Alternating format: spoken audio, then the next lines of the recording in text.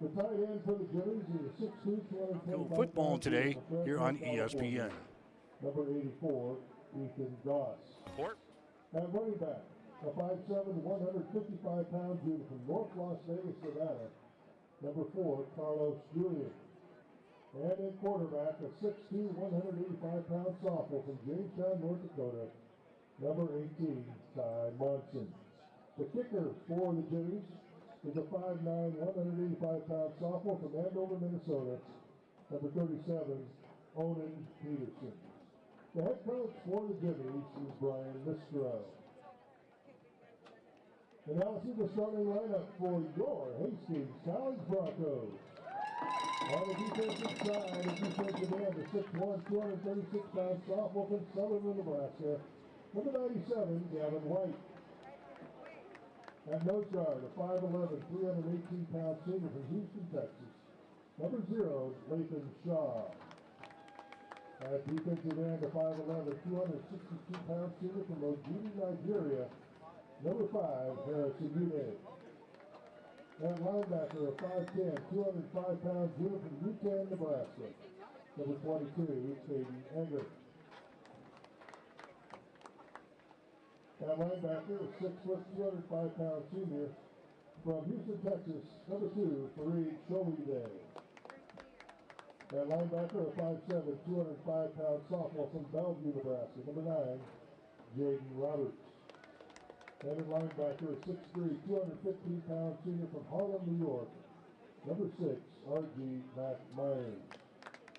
At quarterback, a 5'11", 148-pound freshman from Henderson, Nevada. Number 15, Kellen Robertus. At safety, a 5'9", 184-pound junior from Fort Collins, Colorado. Number 23, Blake Vaughn. At safety, a 5'11", 181-pound sophomore from Lincoln. Number 7, Marcus Gustin. And at the other quarterback, a 5'8", 149-pound sophomore from Sierra Vista, California. Number 28, Jalen McCall. The punter for the Broncos is a 5'11", 183-pound sophomore from Cedar Creek, Nebraska. Number 14, Sam Hall. And now to the offense for your Broncos. At center, a 5'11", 277-pound sophomore from Phillipsburg, Kansas, number 62, Brock Burrish. At left guard, a 6'6", 315-pound senior from Riverview, Florida, number 69, Oliver Cushman. At left tackle, a 6'1", 279-pound senior from Aurora, Colorado, number 63, Noah Greco. At right guard, a 6'1", 286-pound sophomore from Elizabeth, Colorado, number 68, Jaden Lawrence. At right tackle, a 6'1", 266-pound sophomore from Tucson, Arizona, number 72, Josh Hendrickson. The tight end is a 6'3", 217-pound sophomore from Utica, Nebraska, number 86, Jake Bargy.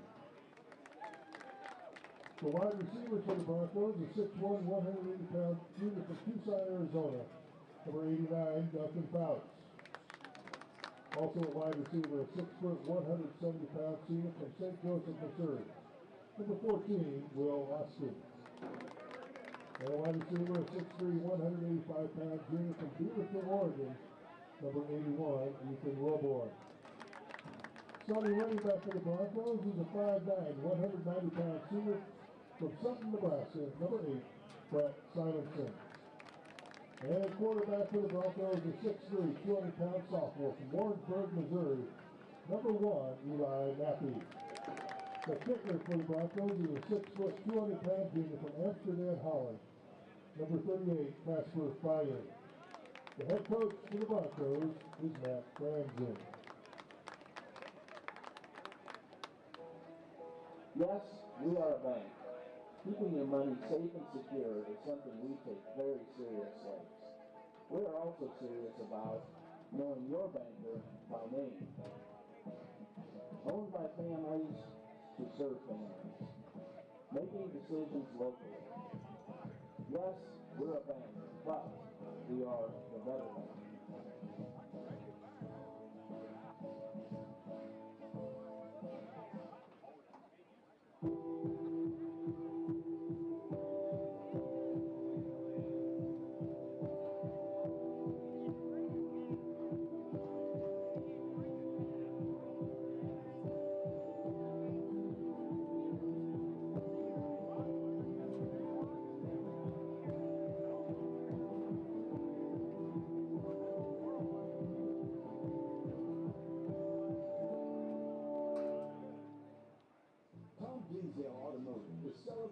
20th anniversary. 20 years.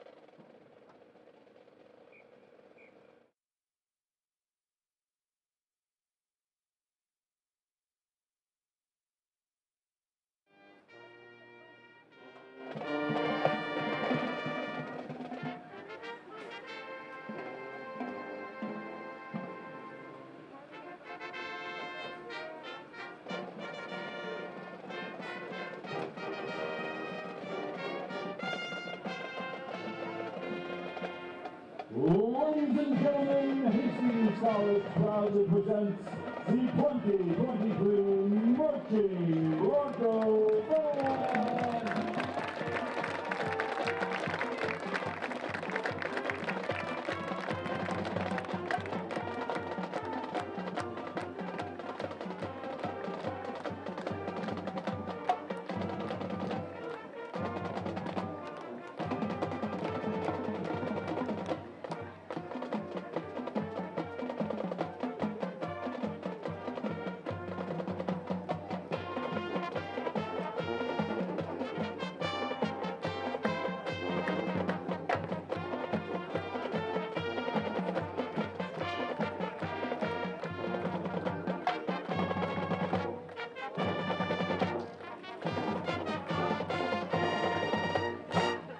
Ladies and gentlemen, at this time we ask you to please rise, direct your attention to the video scoreboard, and join the Bronco Band under the direction of Drum Major Kendall Green in the singing of the Hastings College alma mater, followed by our national anthem.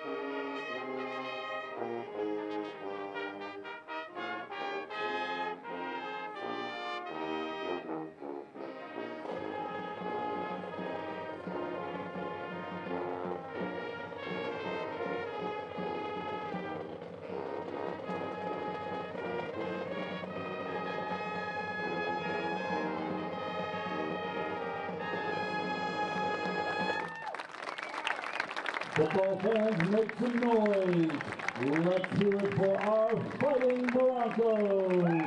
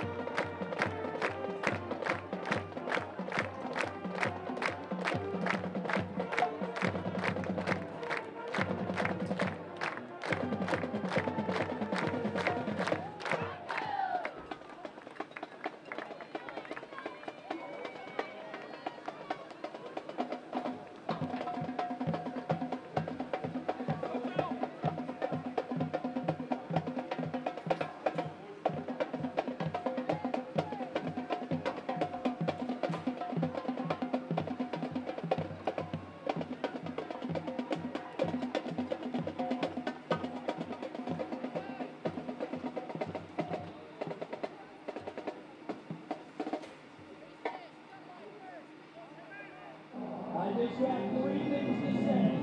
God bless our troops. God bless America. And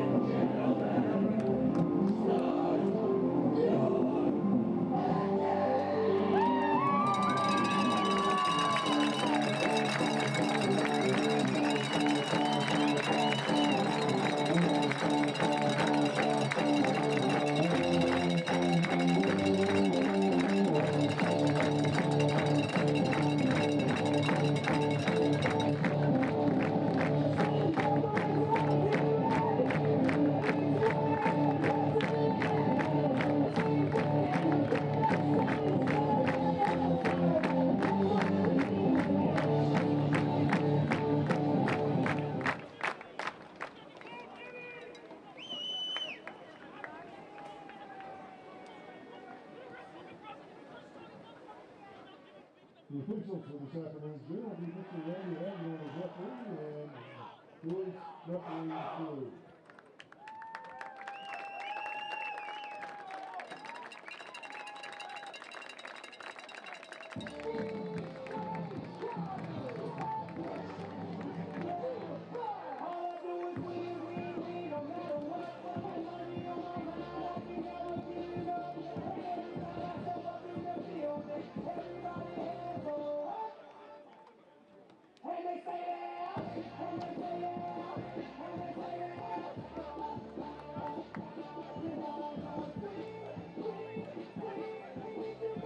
I will give the lineup for the Jimmies of Jamestown today. On offense, their quarterback is going to be Ty Munson. Munson, 6 foot, 285-pound sophomore out of Jamestown. He was not the starter at the beginning of the season, we understand. They had an injury in one of those early ball games, and Munson stepped in, has done a great job for him. Munson has thrown for 511 yards, 4 touchdowns, and an interception so far for Munson. The tailback is going to be Carlos Jillian. Jillian from North Las Vegas, Nevada. Good place to be. 5 foot, 755-pound junior. The ex-wide receiver is going to be Dawson Schmidt, 6 foot, 175-pound sophomore out of Watertown. The Z wide receiver is going to be Isaiah Robach. Robach is from Arizona, 5 foot, 180-pound junior. The tight end will be Ethan Goss. Goss is 6 foot 2, 225-pound junior out of Fresno, California. Up front, you're going to have Weston Stinger at center. He's 275 pounds out of Dallas. The left guard is from Fallbrook, California. That is Brady Hoff.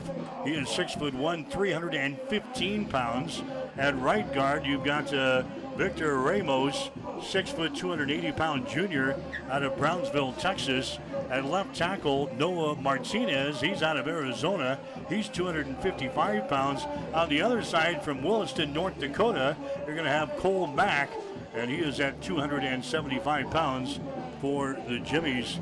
Meanwhile, Jamestown on defense, their all-conference defensive end. He's a good one. Paul Vandal. Where's number 99 here? 6 foot 2, 270-pound senior from Jamestown, North Dakota. The nose guard is going to be Caleb Ritter. He's 277 pounds out of Wrightstown, Wisconsin. The other defensive end is going to be Tyler Dean. He's a sophomore out of Watertown.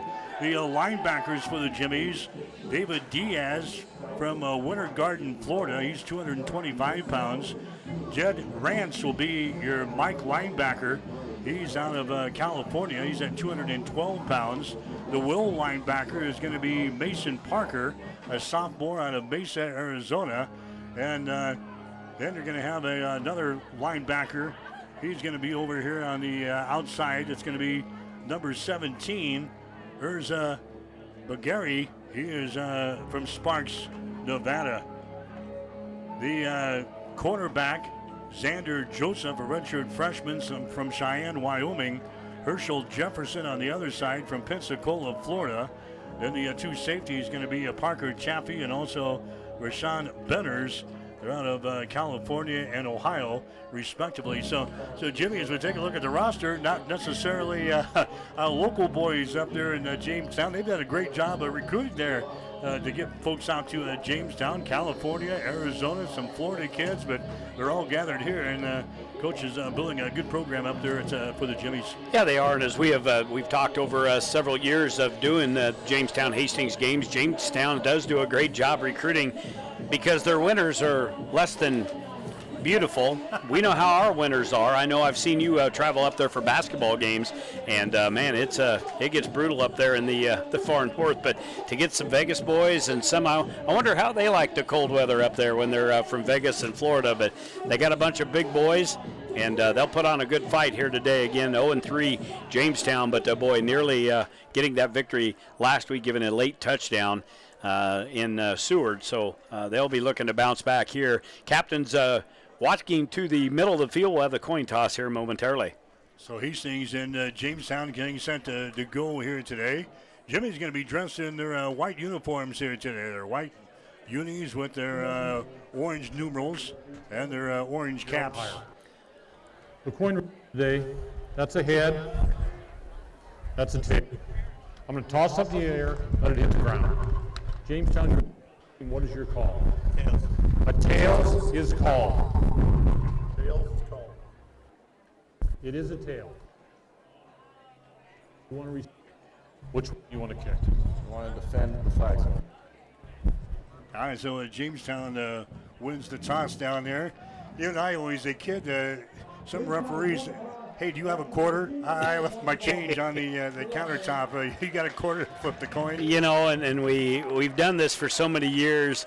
A lot of the same officiating crews, and at least the Whitecaps are the same. They bring on some new guys on board with them. This is Mr. Information. I remember him from a year ago. You will get a first-class description of the penalty, how many yards, who did it, and he will give us all kinds of information here today. But Jamestown will take the ball here to start with, or actually, they won the toss. They'll take the ball to start things off here in Hastings. We see Fonz's little kid. Yeah, he's dressed out again today. I see down here on the sideline. He learned a lesson from a week ago when he ran out with those big dudes. He got run over in the middle there. I noticed him today. He looped around at about the 5-yard line coming out of the locker room, and then he ran on the outside and then kind of come in. So he kept away from the mass of humanity. But, boy, he takes it all in. He goes down and gets on a knee and prays with the players down at the goal line, as a lot of players do through all the divisions of football. So good to see him down there. He's a little shaver. I know he'd love to come in and get some playing time, but he's got some years to go here as Hastings will prepare to kick off. We talk about some of the rankings and stuff in the GPAC. I noticed Jamestown's kicker, he's number 1 in the GPAC this week. Perfect on extra points, perfect on field goals. I think his longest made is a 31-yarder, but Annan Peterson will see him here today. So they've got some gifted special teams. Again, they'll put up a good fight as the Broncos will get ready to kick off. What direction? All right, we're going north to south. You got her. You've got this home field set up. It's just the away games you have a tough time. So Hastings ready to kick. It'll be fine into the football from the 35-yard line. All right, Casper, it's going to be a low hanger. It's going to be grabbed back there at the 5-yard line.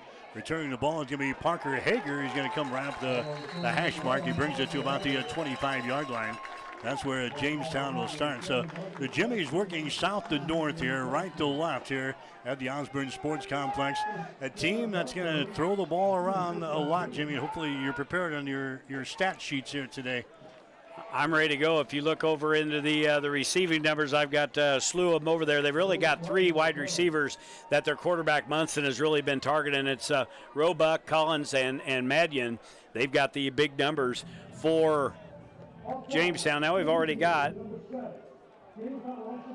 Yeah, we've already got a penalty here. So I think we're going to.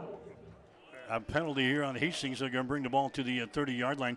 Remember, Mannion, a couple of years ago, he torched us. He was the guy who really brought the Jimmies back to beat the Broncos the last time they played here at Hastings. He torched us for like 214 yards receiving and a couple of touchdowns. He was a killer against us.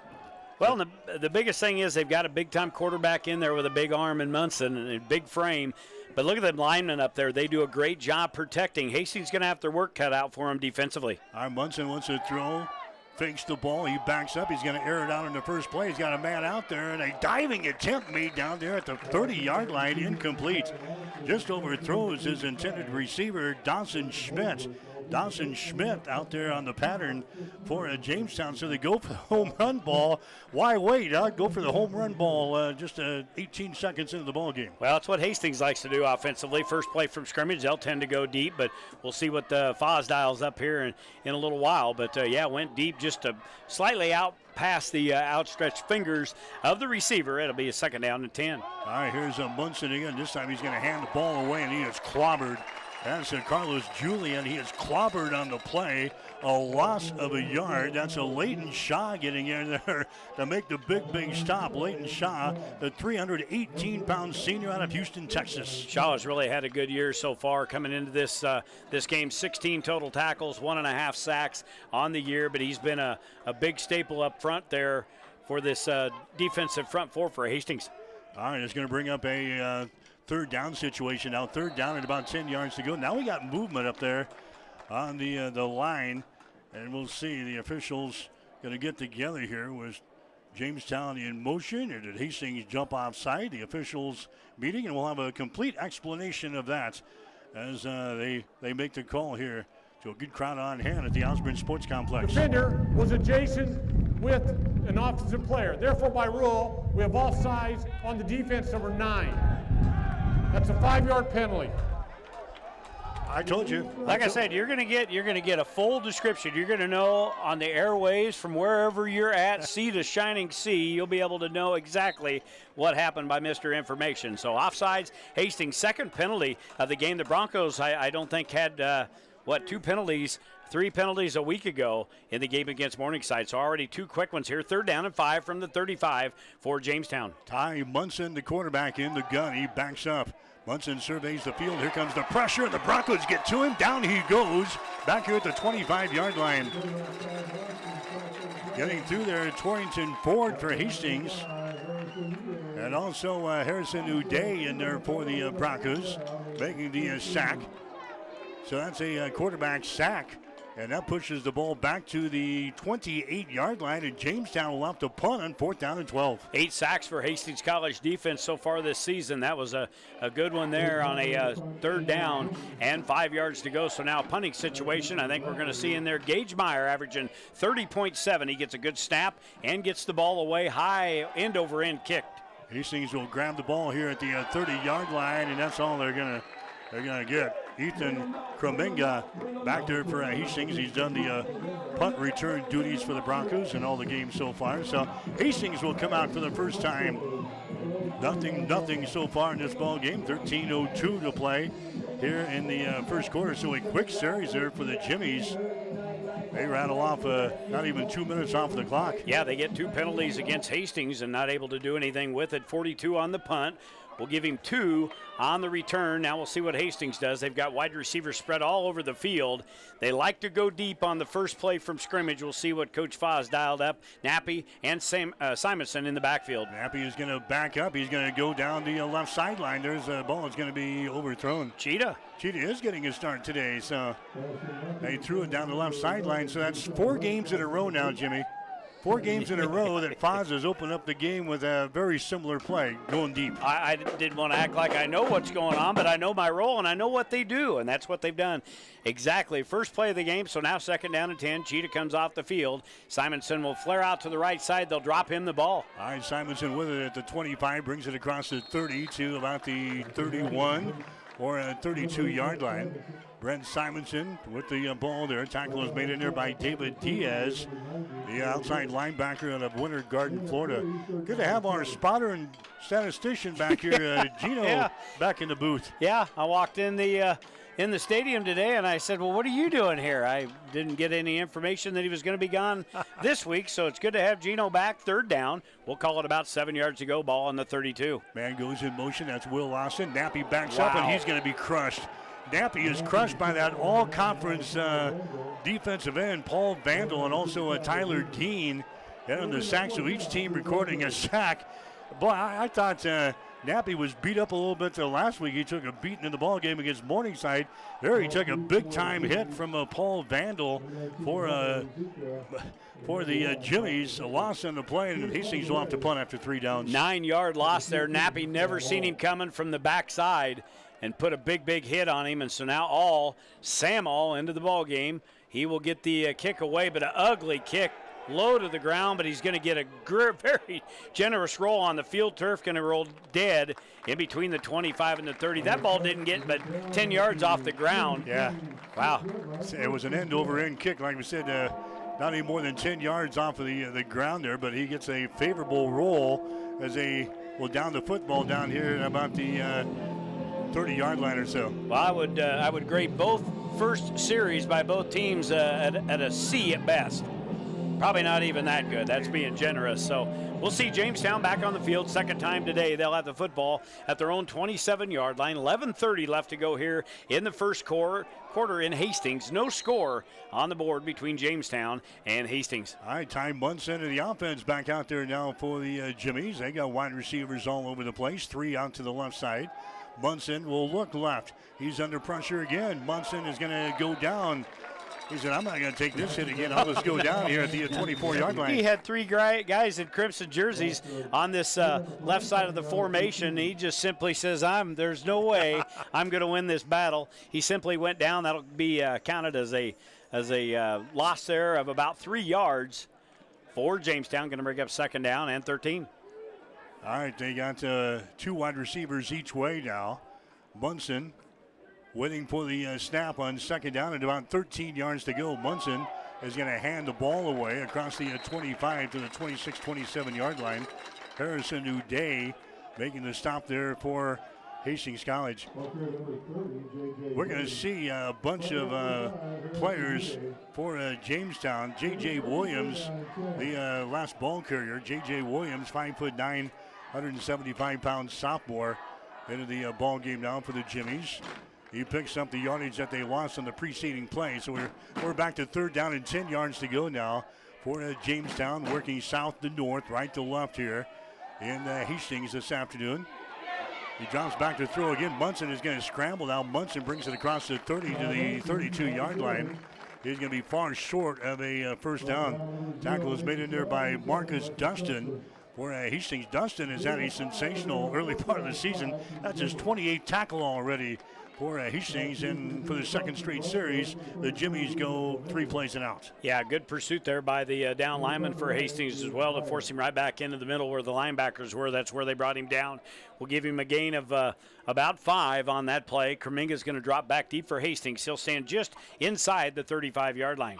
All right, good snap. Now they're going to have a fake punt here across the middle. It's incomplete.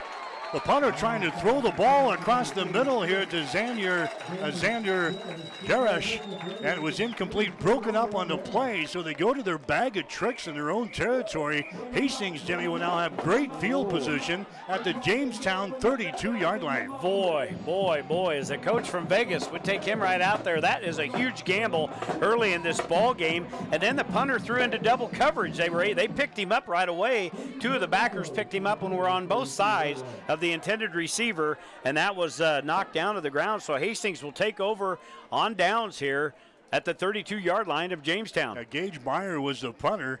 He threw it right into the center of the field into double coverage, and the ball was knocked down. Hastings getting the ball back.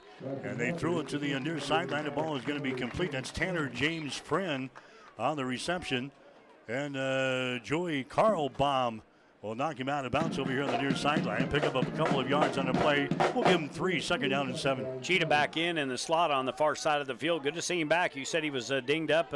Poor little guy's been kind of beat around a little bit. We need to get him healthy. Here's Snappy. He's going to, there's a fumble on the play. It's picked up by Jamestown. 35-40, 45 out to the 46-yard line. Picked up by the Jimmies, and bringing the ball back for Jamestown.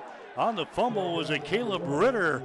I don't know. Well, it looked like Simonson didn't grab the ball, and it looked like Nappy was wanting to give it to him. That was they were two different plays right there. Yeah. Both players thought they were running because Brett wanted nothing to do with the football. He was running off the right side to block. Nappy was going off the backside, but he obviously didn't want the ball. He was running another play, thought Brett was going to grab it. So just that quick, Jamestown with the 4th down gamble, they give the ball away, and 2 plays later, Hastings fumbles. Lucky that wasn't a speedy defensive back scoop and score there. So now Jamestown takes the ball at the 47-yard line, 1st and 10. All right, so the gamble by Jamestown, it didn't hurt him here. There's a pass in the center of the field. That's going to be incomplete.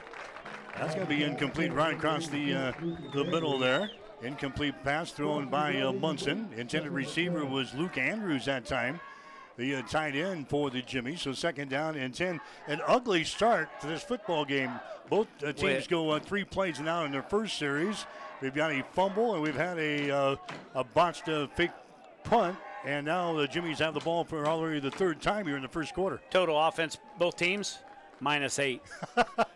That's not an offensive show. Here's a pass thrown out there. It's going to be caught at the 45, getting away across the 50 to the Bronco 48-yard line. They throw the ball out there. It was caught there by Micah Madian. Tackle is made by Marcus Dustin. That's the guy right there. Keep an eye on Jimmy, number 6, Micah Madian. He's the guy that burned us a couple of years ago here in Hastings for 214 receiving yards. Well, they'll get it to him in the down low. They'll try to hit him deep.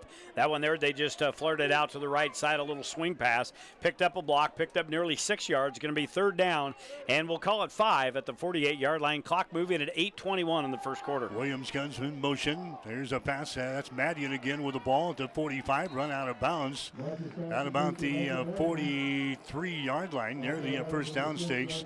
R.J. Mack Myers over there to run him out of bounds. So a couple of receptions there by Micah Madian. That's going to be enough for a 1st down for the Jimmies. First down of the game between either team here. And you talk about Madian, 15 catches, 122 on the season. We'll give him 2 catches here already and 11 yards. That was a 1st down. He gets the ball across the 45 to the 43-yard line of Hastings. Williams is the guy in the backfield. He is deep, too. They're going to hand the ball. Williams has got it at the 45. He brings it across the 45 to about the 43-yard line. He was real deep in the offensive backfield. There's several yards behind the quarterback, and Munson probably more than I've seen out in the offense so far. But Williams, he picks up, well, it looked like he picked up several yards, but he gets it back to the line of scrimmage, basically. That's because he started about 12 yards deep. He had a good head of steam, but Bronco defensively met him right there at the line of scrimmage. No gain, 2nd and 10. There's a pass thrown out to the far side. It's going to be caught there at the 37. Breaks it across the 35-yard line down to about the 33. So a good pickup again. Blake Vaughn into the stop for Hastings. Defensively, that was Ryan Collins on the reception there. They're going to show in a bunch of guys in the backfield and definitely a plethora of wide receivers in the ball game here today. So Jamestown now on the move. We're still in the first quarter, 6:40 to play. No score between Hastings and the Jimmies this afternoon. That's going to be movement. Right side of the line moving for Jamestown here, I believe. I love the description we're going to get, though. It might be a little lengthier than that. Number 70, offense. 5-yard penalty, remains 1st down. All right, not bad. Not bad for Mr. Information there. He did good. It'll get late in the game. He'll want to know from the crew where dinner plans are.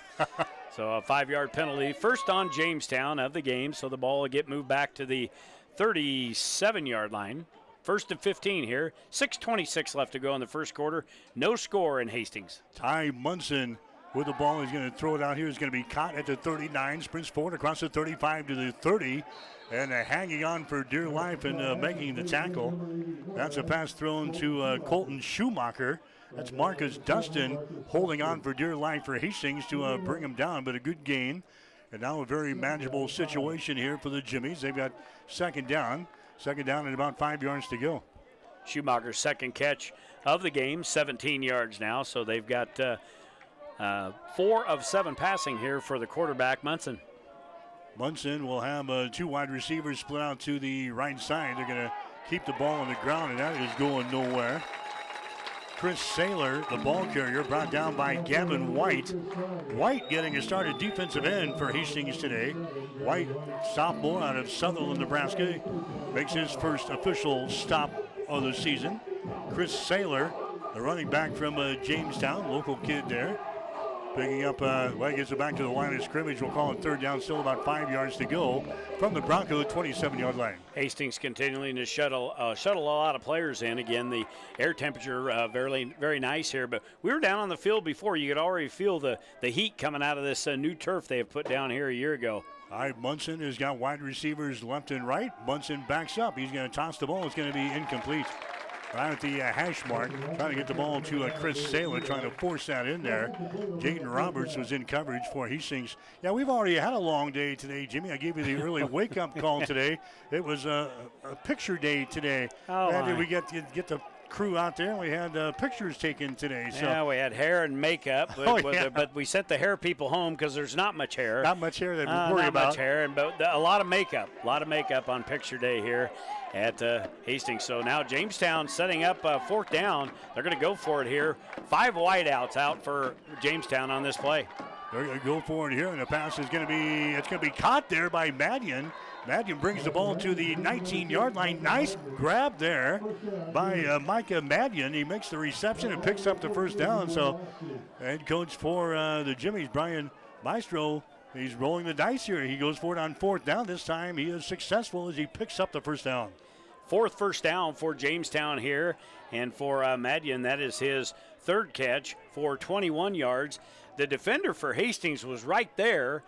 Boy, I thought he was going to knock the football down, but somehow it slid right through the hands of the would-be defender, and a good reception there, 10-yard gain.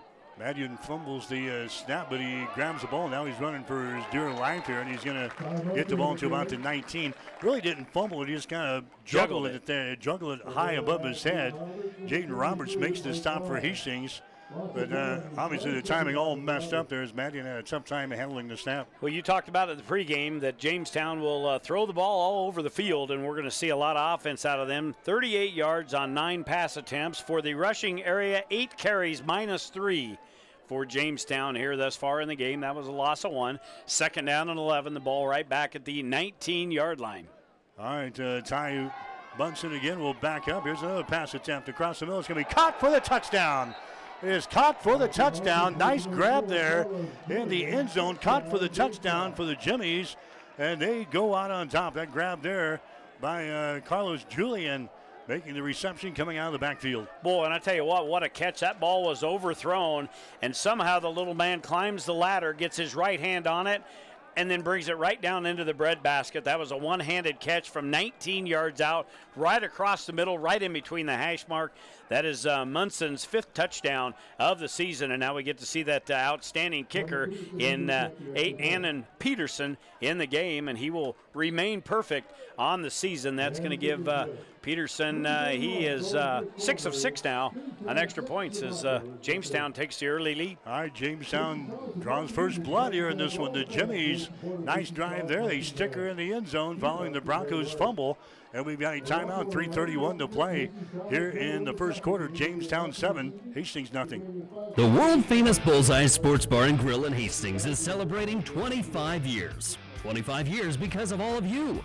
25 years of good food, great service, and a warm, friendly atmosphere. Bullseye's is open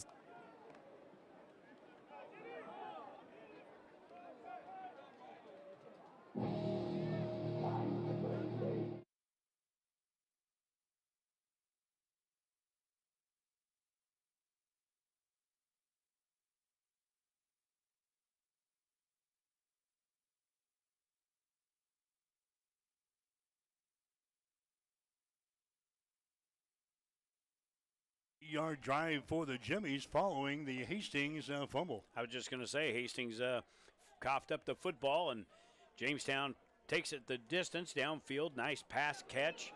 I'm looking at Julian's numbers coming in, and basically had been doing a good job running the football. 11 carries, 43 yards, and a touchdown on the season, but they get him loose in the middle of that secondary. We talked about how green our secondary is. They paid for it right there as a squib kick down along the ground. It'll be an up man at about the 31-yard line, just fall on the football, so Hastings will come out trailing in this game. I don't think in this being the fourth game we've said they're leading early in the game. I think we've trailed in every game. Yeah, I go back to Peru. Well, Peru, did we got the first touchdown, didn't we? Oh, we did. Yeah. That's right, the deep ball. But yeah, it's we're not worried about being down in a game. Hastings, the people up in Jamestown, Hastings had 2 overtime games to begin the season. Both come from behind efforts there for the Broncos. That's what we're referring to. We haven't had the lead very often here throughout the 2023 season, and we don't have the lead now, 7-0. The Jimmies have got the lead. There's an inside handoff to Brent Simonson. He had a rough day running against the concrete wall last week in Morningside, and that time he stopped after a couple of yard gain. Every one of the teams in the G-Pack's going to run against that brick wall. They are outstanding up front, but this is a good big bunch of guys here for Jamestown. That was a carry for no gain. Now Nappy's going to be forced out of the pocket. Nappy wants to throw across the middle. It's going to be caught there at the 45-yard line. Hauling that ball in is Jake Bargan, our tight end. That's his 6th reception of the season for Bargan. We can go years and not get 6 receptions out of a tight end. We've got him here in the first 4 games. I know. Well, and we left the facility last week. I was talking to some parents and fans, and they're like, man, we've never used a tight end. And, boy, we've got a dandy out of Utica. Bargan is a big target, good set of hands. He gets the catch, gets down under the coverage, and picks up 13. There's a handoff again to Simonson. He's going to be stacked up. He didn't get started. Loss on the play there. There's a Paul Vandal again. Their all-conference defensive end. He's a good one. 6'2", 270 pounds. He's a senior from Jamestown. 11 tackles, 4 tackles for loss, and a sack. Coming into the ball game today, he's already recorded a sack here in this ball game against the Broncos. Well, and this defense only gives up 125 on the ground per game, so they are very stout up front. The yardage is gotten from the opposing teams through the air as Nappy will keep it and go off right side. 45-50, he dives forward. He's going to get it into Jamestown territory at the 49, finally brought down by Mason Parker, the Will linebacker out of Mesa, Arizona. So now Hastings looking at a 3rd down situation here. 3rd down and about 4 yards to go. Hastings on 3rd down efficiency so far this year, 16 out of 45. That's about 36%. A couple of percentage lower than where Coach would like it to be here. Anyway, it's a 3rd down in about 5 situation. The ball sitting right at the 50-yard line here. Nappy wants to throw. Nappy's going to throw it near side. It's going to be caught here at the 38-yard line. He's going to have a 1st down. He gets it to the 35 where he is brought down. They get the ball out there to Tanner James Friend. Tackle is made in there by Jed Rance, the Mike linebacker. Tanner James Friend seeing maybe some additional playing time today. Duncan Fouts is not at 100% for Hastings, so Tanner James Friend going to be in there quite a bit for Hastings. He caught a touchdown pass late in the ball game last week against Morningside. That's a 1st down for the Broncos down here at the 35-yard line. Simonson gets the call. Simonson to the 30-yard line before he is brought down. Mason Peter again on the stop there for Hastings, but that's a nice pickup for Brett. Picks up about 4 yards to the 31. Yeah, good positive run there off the right side. They were able to keep the defensive front off of Brett and let him get to the 2nd layer, and he did pick up a nice gain. You go back to Tanner James Friend, made a nice over-the-shoulder catch, and that was the only catch he had a week ago for the touchdown. Already 2 in this game for 18 yards. Now Hastings looks at a 2nd and 6. Nappy's going to give the ball away to Brett. Big hole, 25, 20, 15. Runs over a man down at the 10-yard line. Brett Simonson, the former Sutton Mustang, had a huge hole right side of the line, takes the ball all the way down. They're going to spot it right at the 11. It's going to be officially a 1st and 10 at the 11-yard line of Jamestown, and that is the final play of the first quarter. So the first quarter in the books here this afternoon in Hastings. The score, Jamestown 7, Hastings nothing. You're listening to Bronco Football. Rivals Bar and Grill is a proud sponsor of all area athletes, teams, and coaches. Get to Rivals every day for lunch specials. Rivals is also cooking for your team, so stop in before or after the game and enjoy your favorite Rivals pizza, burger, or wings. Rivals, open daily at 11. Join the Rivals team today. Osborne Drive East in Hastings. Like us on Facebook to see what great specials we offer in happy hours. Rivals, your fun, laid-back sports bar with delicious food and ice-cold drinks. Family Medical Center of Hastings is the place to go for all your healthcare needs. Their team is trained to treat the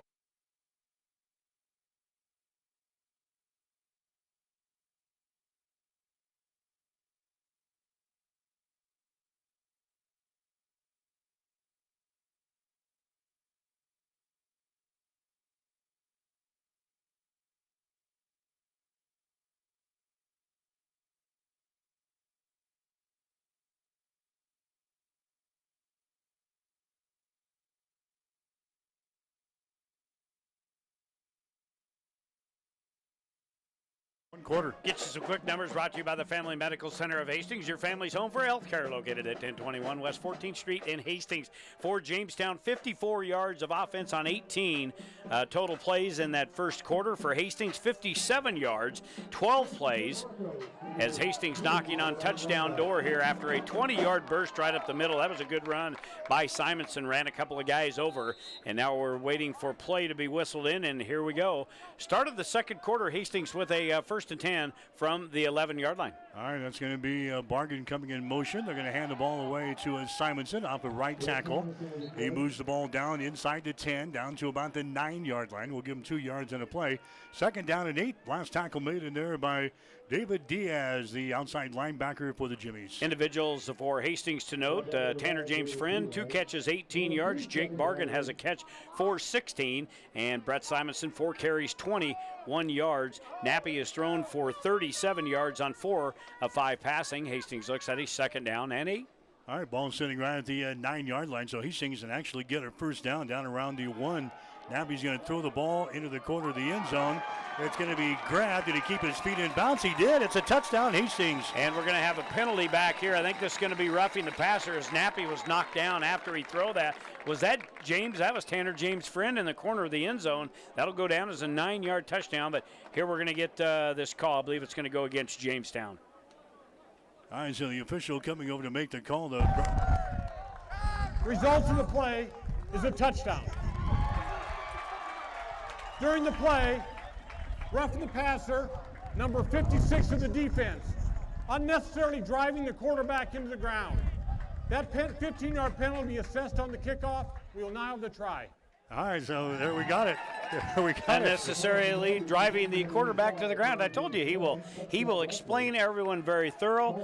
So the results, the second touchdown of the season for Tanner James Friend, that one coming from 9 yards out. He caught one from our freshman phenom Carson Kalachik late in the game last week. So now it'll be Fyan in the game for the PAT to try to tie this baby up.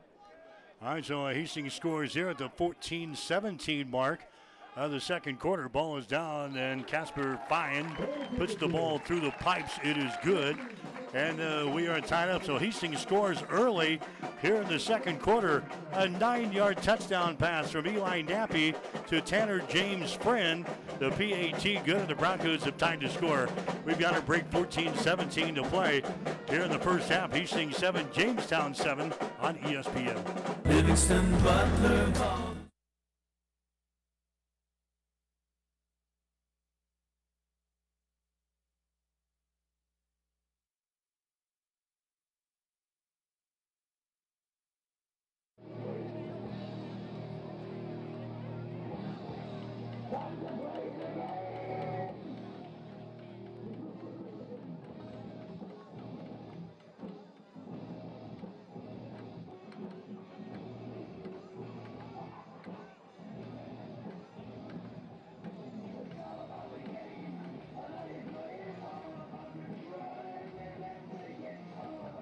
Plex, home for the second straight week. Next week on the road to Sioux City. And if your schedules have an afternoon game, they have changed that now. It'll be a night game next week. Hastings and Briar Cliff, 6 p.m. will be the starting time next week up in Sioux City. That means our pregame show across our network of stations at 5 o'clock next week. So it's a night game next week instead of a afternoon game. We go at 6 o'clock next week. Here's the kickoff. It's going to be returned here. They bring it across the 15 out to the 7. Still fighting out there. He's close to the 20-yard line. So Jimmy's bringing the ball back there. That was Parker Hager bringing the ball back, and the Jimmies will start now in the second quarter. Don't think we've had a night game from Sioux City. I don't know if we've even Morningside games. I don't believe we have. I will know that with that kickoff time, that means it's going to be a late arrival for us getting back home. So the fam don't need to be waiting up for us. No, the family doesn't, and hopefully our favorite restaurant is open when we head through. Might have to call for a pickup order. Jamestown back on the... Remember the last time we ate chicken wings in the car? Yeah. It wasn't a pretty sight. You used a whole tight stick and still didn't get them all out. So Jamestown back out on the field. Score tied up here in Hastings. Inside handoff, that's going to be Williams. Do you ever try to eat chicken wings while you're trying to drive? Yeah, I have. You don't want to wear a white shirt. This just in, we might need to get some bibs if we're going to try to do that again, because you were a mess. I don't know who came up with our uniforms this year, but who chose white? I don't know. They look nice in photos, but I think the after game stuff we do, we need to change uniforms. That was a pickup of 1 off the right side, second down and 9 here at the 21-yard line. All right, Jamestown working here now in the second quarter, left to right, north to south here. Here's Munson. He stands in the pocket. Now he scrambles. He throws the ball downfield. It's going to be caught down here right in front of us at the 40-yard line. Hauled in here. Nice grab by the Jimmies. Down there in coverage was Marcus Dustin, but making the reception there for Jamestown was Cody Pellington. Pellington out of Lake Havasu City, Arizona. I want to say kudos to the Sports Information Office from the University of Jamestown. They actually sent us a travel roster. The guys that made the trip from Jamestown, no duplicate numbers, no nothing here. So kudos. We don't get that very often across our mini travels in the Great Plains Athletic Conference. So thanks to the guys up in Jamestown. Williams, again, the ball carrier. Tackle is made by Gavin White. So, Jimmy, there's no double numbers on the Jamestown roster. You don't have to guess which one it is. It's all nice and organized, and we're set to go. And, again, kudos to the folks up in Jamestown. Yes, I thank you, because I almost had to sit outside the broadcast facility a week ago when we got the Morningside roster. That thing was like 5 pages. All right, here's Munson. He's going to throw the ball again down the left sideline. That is just off of the fingertips. The intended wide receiver out there, that's going to be, that's going to be Madian again, I think, was out there. Down around the goal line. It was just off of his fingertips and nearly a touchdown there for the Jimmies. Yeah, really, really close there. He had the defender beat to the outside, and the quarterback in Munson threw that perfectly downfield. That probably should have been caught, so it falls incomplete. And a third down and about 2 yards to go, ball at the 31-yard line. They're going to keep the ball on the ground. They just go straight ahead, diving. They're going to be close to the first down here. They just go straight ahead. They've got a huge offensive line. They just go straight ahead without them. That's Chris Saylor diving into the stack there. Tackle is actually made by Harrison Uday. That's going to be enough for a first down as they move the ball down to the 29-yard line of Hastings. His quarterback for Jamestown, Ty Munson.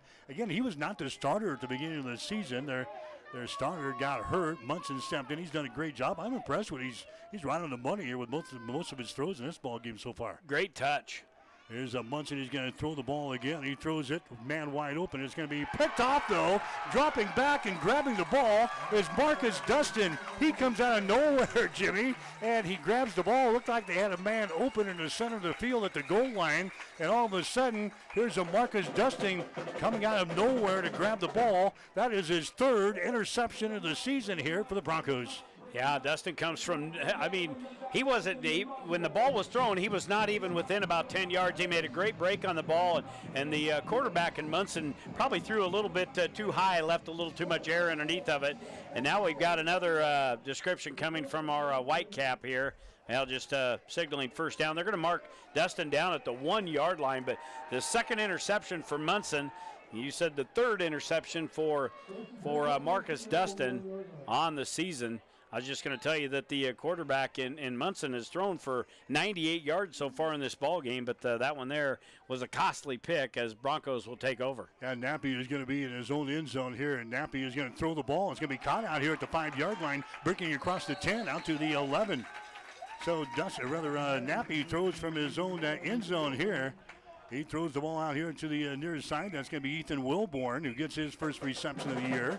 That's going to be a first down for the Broncos as they move the ball up here to the 13-yard line and pick up a 12 yards on the play. Yep, 12 more to the 202 coming into this game for Wilborn. He's been the go-to guy so far, but boy, there is a plethora of wide receivers on this Bronco roster. Here's Simonson. No, it's going to be a fake to Simonson. Nappy brings it around the right end as he gets the ball to the 12-yard line, a loss of 1 on the play. So a fake inside to Simonson. Nappy takes it around the right end. A loss of about, they're going to give him the 14-yard line. So we'll give him 1 yard in the play. Second down and 9 down for the Broncos. Hastings will have wide receivers. 2 of them split out to the right side. Wilborn is your lone wide receiver to the left side of the formation. Nappy wants to throw.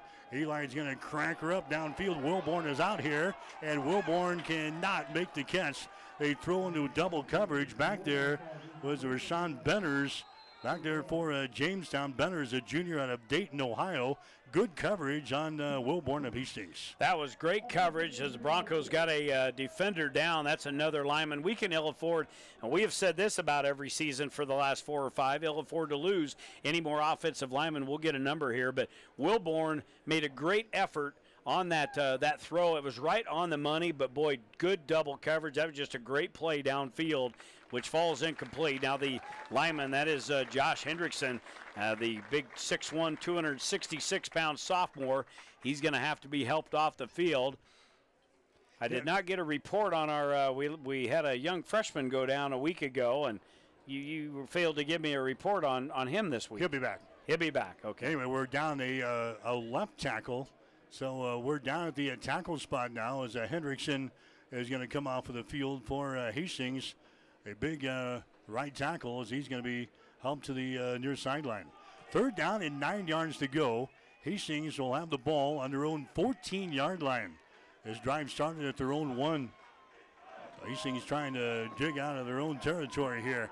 They've got a big third down conversion try right here. A third down and 9 yards to go from the 14. Nappy has got the ball.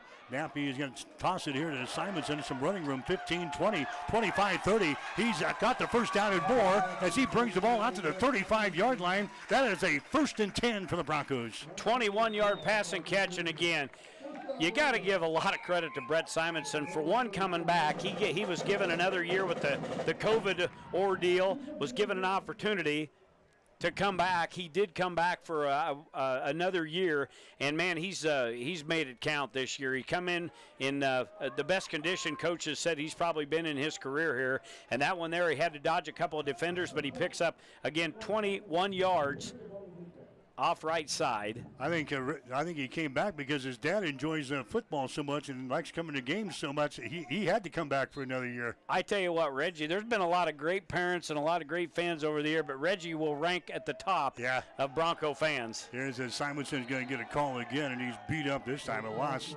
of 4 yards on the play by Simonson. Yeah, Reggie's right up there amongst the top most enjoyable Bronco parents that we have met in a long time. Well, and there's a lot of them down there this year, and we've got some freshman kids in there. Their parents are kind of picking the baton up, and they're going to run with it. I know they will. Well, it's scary for some of those freshman parents. I know that. I know it. I know they're top notch, but Reg, he definitely makes our fun bunch, so to speak. He could go along on the party van with us anytime. Second down, 13 yards to go. Hastings with the ball on their own 32-yard line. Nappy wants to throw the ball. He's under pressure. Nappy gets away from a would-be tackler. Now throws the ball. It's going to be caught here. That's a Tanner James friend, but he had to go down to his knees to grab it, and he was drilled by a defensive back. Bobby Carlbaum comes in and hits him. I don't think there was a flag. Tanner James' friend had to go down to a knee to get the ball, so it's going to be a reception. Yeah, on Sunday he could have got up and ran with it, but not on Saturday. And the Jamestown Mike linebacker Bobby Carlbaum hit him after the play, but no flag. Well, they're talking down on the field right now We had a pumpkin. That's one thing with getting close to Halloween with these bright orange helmets that Jamestown has. One of them was rolling around on the field in the pumpkin patch. Now they're calling all the officials in. So they're going to try to sort this one out, and I'll bet you this explanation will be classic. It could go on for some time because the conference has gone on for some time here. Hastings is going to have the ball, it looks like, around the 38-yard line. We'll bring up a third down if this play stands. Third down at about 7 yards to go as they've got all the officials called in now, sitting right at the 35. By the way, Bronco football today brought to you in part by Bullseye Sports Bar and Grill, by the Family Medical Center of Hastings, by Tom Dinsdale Chrysler Dodge Jeep and Ram, also by Ruts Heating and Air Conditioning, by Rivals, and by the Butler Ballin Funeral Home of Hastings. Going to be a penalty on Jamestown. Here's the call. On the previous play, number 99 continued to play without his helmet on. By rule, that's a personal foul, half the distance to the goal from the spot of his helmet coming off. Wait a minute. Wait, you're confused, sir. Yeah, now the officials are calling in again. I think they got the wrong team, don't they? Yes, 99 was the Jamestown defender with his helmet. Number 99 of the defense. So that'll be 15 yards from the foul. It'll be an automatic first down. Also, please set the game clock to 9:09. 9:09. I love that guy. He is so nice. I spotted him right away when he come trotting out on the field. I go, not only are we going to watch a great football game on a great weather day here at Hastings, but we're going to get great explanations to penalties. He is Mr. Nice Guy of the G-Pack. I think we invite him to a Thanksgiving turkey. I think we should. We should. As I grab the knife from the carving set, I'll bring it over here, and with my right hand, I'll gently slice a part of the breast off the turkey. Happy Thanksgiving, everyone. 1st and 10 via the penalty here for Hastings. Hastings with the ball on the 45-yard line. You did that very well. Nappy throws it to the far side. It's going to be caught here at the 50 inside Jamestown territory to about the 46. That's Tanner James' friend again on the reception. And Hastings will have another first down here, down around the, let's see, where they're going to spot the football. About the 46-yard line. 96 yards now through the air for Nappy.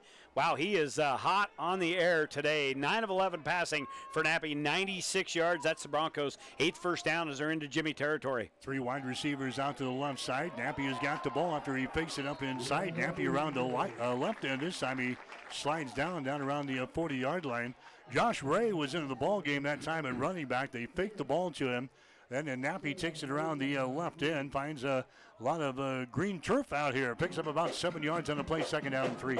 For Nappy, his 4th carry in the game for 13 yards. We'll give him 7 on that around the left side. Going to bring up 2nd down and 3 from the 39. Here's another fake to Ray. Nappy's going to take it around the right end this time, so same play, other way.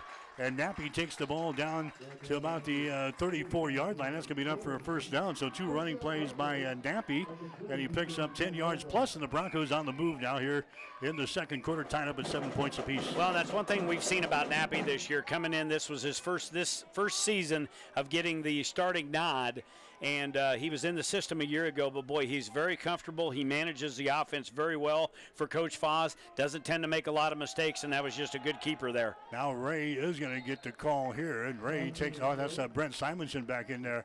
Brent Simonson takes the ball down to about the 31, so a pickup of about 3 yards in the play for Simonson. Hastings now looking at 2nd down here. Jed Rance in on the last stop for the Jimmies.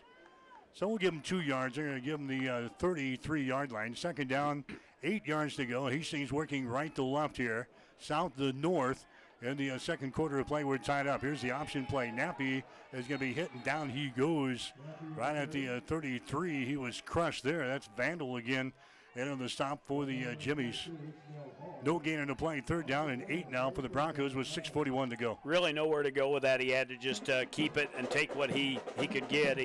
He run right into Vandal. He had Simonson out there as the option to the outside, but the end was able to crash across the line of scrimmage and get right in the face of Simonson. There was no chance at making a mistake there. Nappy just ate it. Now we're going to have penalty flags from the far side of the field. Going to be motion on Hastings. We'll get the Number 70, offense. 5-yard penalty, remains third down. All right. It's handled. I'll bet you he's got a jug of lemon juice. He's got you remember we had a individual when he'd sing karaoke, he would get on lemon juice. He said it kept his voice box fresh. I'll bet you he's got a watered bottle with some lemon juice in it because he uses it all game long. Third down here for Hastings. 3rd and 14 now after the penalty. Ball is brought back to the 38. Nappy wants to throw. He's going to throw it into the end zone. A jump ball, and it's going to be incomplete, but we got a penalty flag in the end zone. That ball was actually juggled in the air. Will Austin was in the area, and Will Austin come up with the reception, but he was on the paint, and they ruled him out of bounds, but it's going to be a pass interference down here in the end zone. Pass interference, 22 defense. 15 yards from the previous spot, automatic first down. Now it's going to be a penalty on Jamestown. The intended receiver was Wilborn. He juggles the ball, and Will Austin was also in the area. He nearly came up with the ball, but the result of the play is going to be a 15-yard penalty marched off here on the Jimmies for a pass interference. Kind of a penalty-prone game here today. 7 of them between both teams. 4 Jamestown, 3 for Hastings. As they move the football downfield, they'll be inside the 25 to the 23-yard line. 5:52 left to go till halftime. 7-7 score here between the Jimmies and the Broncos, but Hastings on the move. All right, Nappy will have a 1st and 10 now at the 23. Fakes the ball inside. Nappy is going to run the ball. Nappy across the 25 to the about the 18, or actually across the 20 to about the 18-yard line. Give him a pickup there of about 7 yards on the play. So Nappy, again, really don't want your quarterback running around like that, but Nappy so far has been very durable through the first 3.5 games. He really has, and he's a big kid out there running the football, 6'3", 200 pounds. But, yeah, does a lot of spinning and jiving and shucking out there. He's a good runner when he's got the football. They hand the ball off inside again to Simonson. He's got the first down and more. Brent takes the ball all the way down to the 9-yard line before he is brought down in the play. Jed Rance in the stop there for the Jimmies. But Simonson will move the 6 again, and Hastings will have a 1st and goal down here at the Jamestown 8-yard line. First down number 10 for Hastings. For Simonson, that is his 8th carry for 34 yards. We'll give him 10. On that one, he'll be off the right hip of Nappy. And here's Simonson again. This time he's going to be stacked up back here at about the 12. Just couldn't get started as soon as he got the football from Nappy. He had all kinds of customers in there. That was Mason Parker in there defensively for Jamestown. Man, I don't know where he come from, out of a cannon, because he was right in there as soon as the handoff was made. He brought Simonson down. All right, so Hastings now looking at 2nd down and goal. Ball is at the 11-yard line. I have Simonson in the backfield, wide receivers left and right. Here's a pass that's going to be thrown here. That's Will Austin with the ball. Austin makes the reception down around the 6-yard line. Tackle is made in there by Parker Chaffee and also Mason Parker in the stop there. And now what do we got here? We got a timeout on the field. Nope, we got an injured Jimmy down here, down around the 6-yard line or so.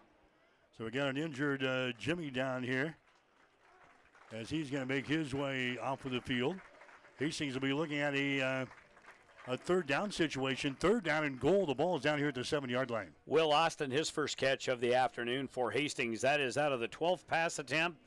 5th different receiver. Nappy doesn't have he may have some favorites in his mind, but boy, when he gets out on the field, he doesn't care. He spreads the ball around to whoever is in a crimson uniform. Nappy now with 12 pass attempts. He is 10 of 12 passing, 101 yards and a touchdown. That touchdown coming to Tanner James' friend earlier in the ball game. The Broncos have rushed it for 57 yards here in the game. 10 first downs, 3 penalties.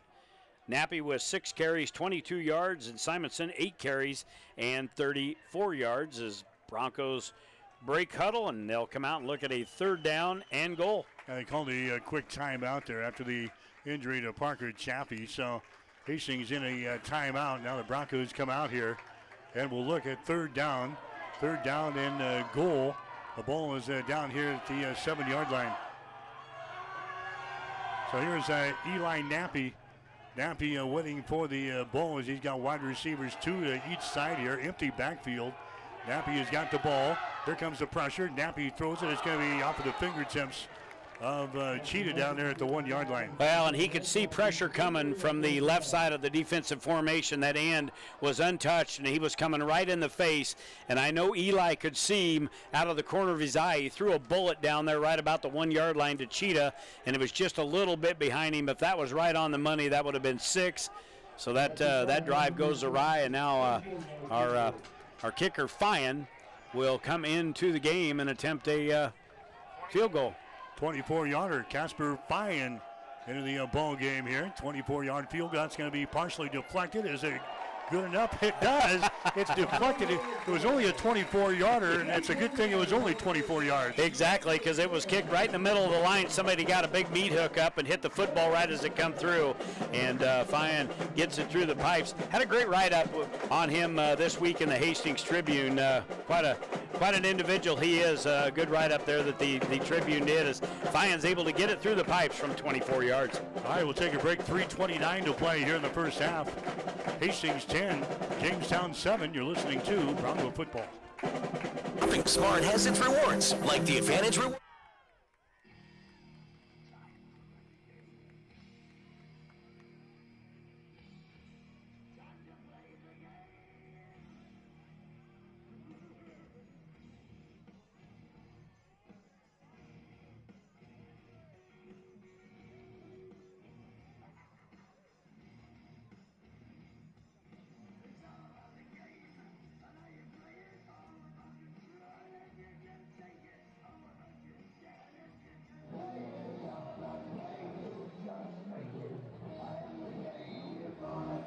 Where did it start? Where did it start? At the 1 yard line. Yeah, I'm just seeing if you were paying attention. No, that was when we made the interception down here. That was Marcus Dustin with the interception. Now the kick in the air, high to the far side of the field. That's a live ball. They pick it up here across the 30, 40, down the sideline, 45, 50, 45, still on his feet, 30, 20, and then he drops the ball out of bounds.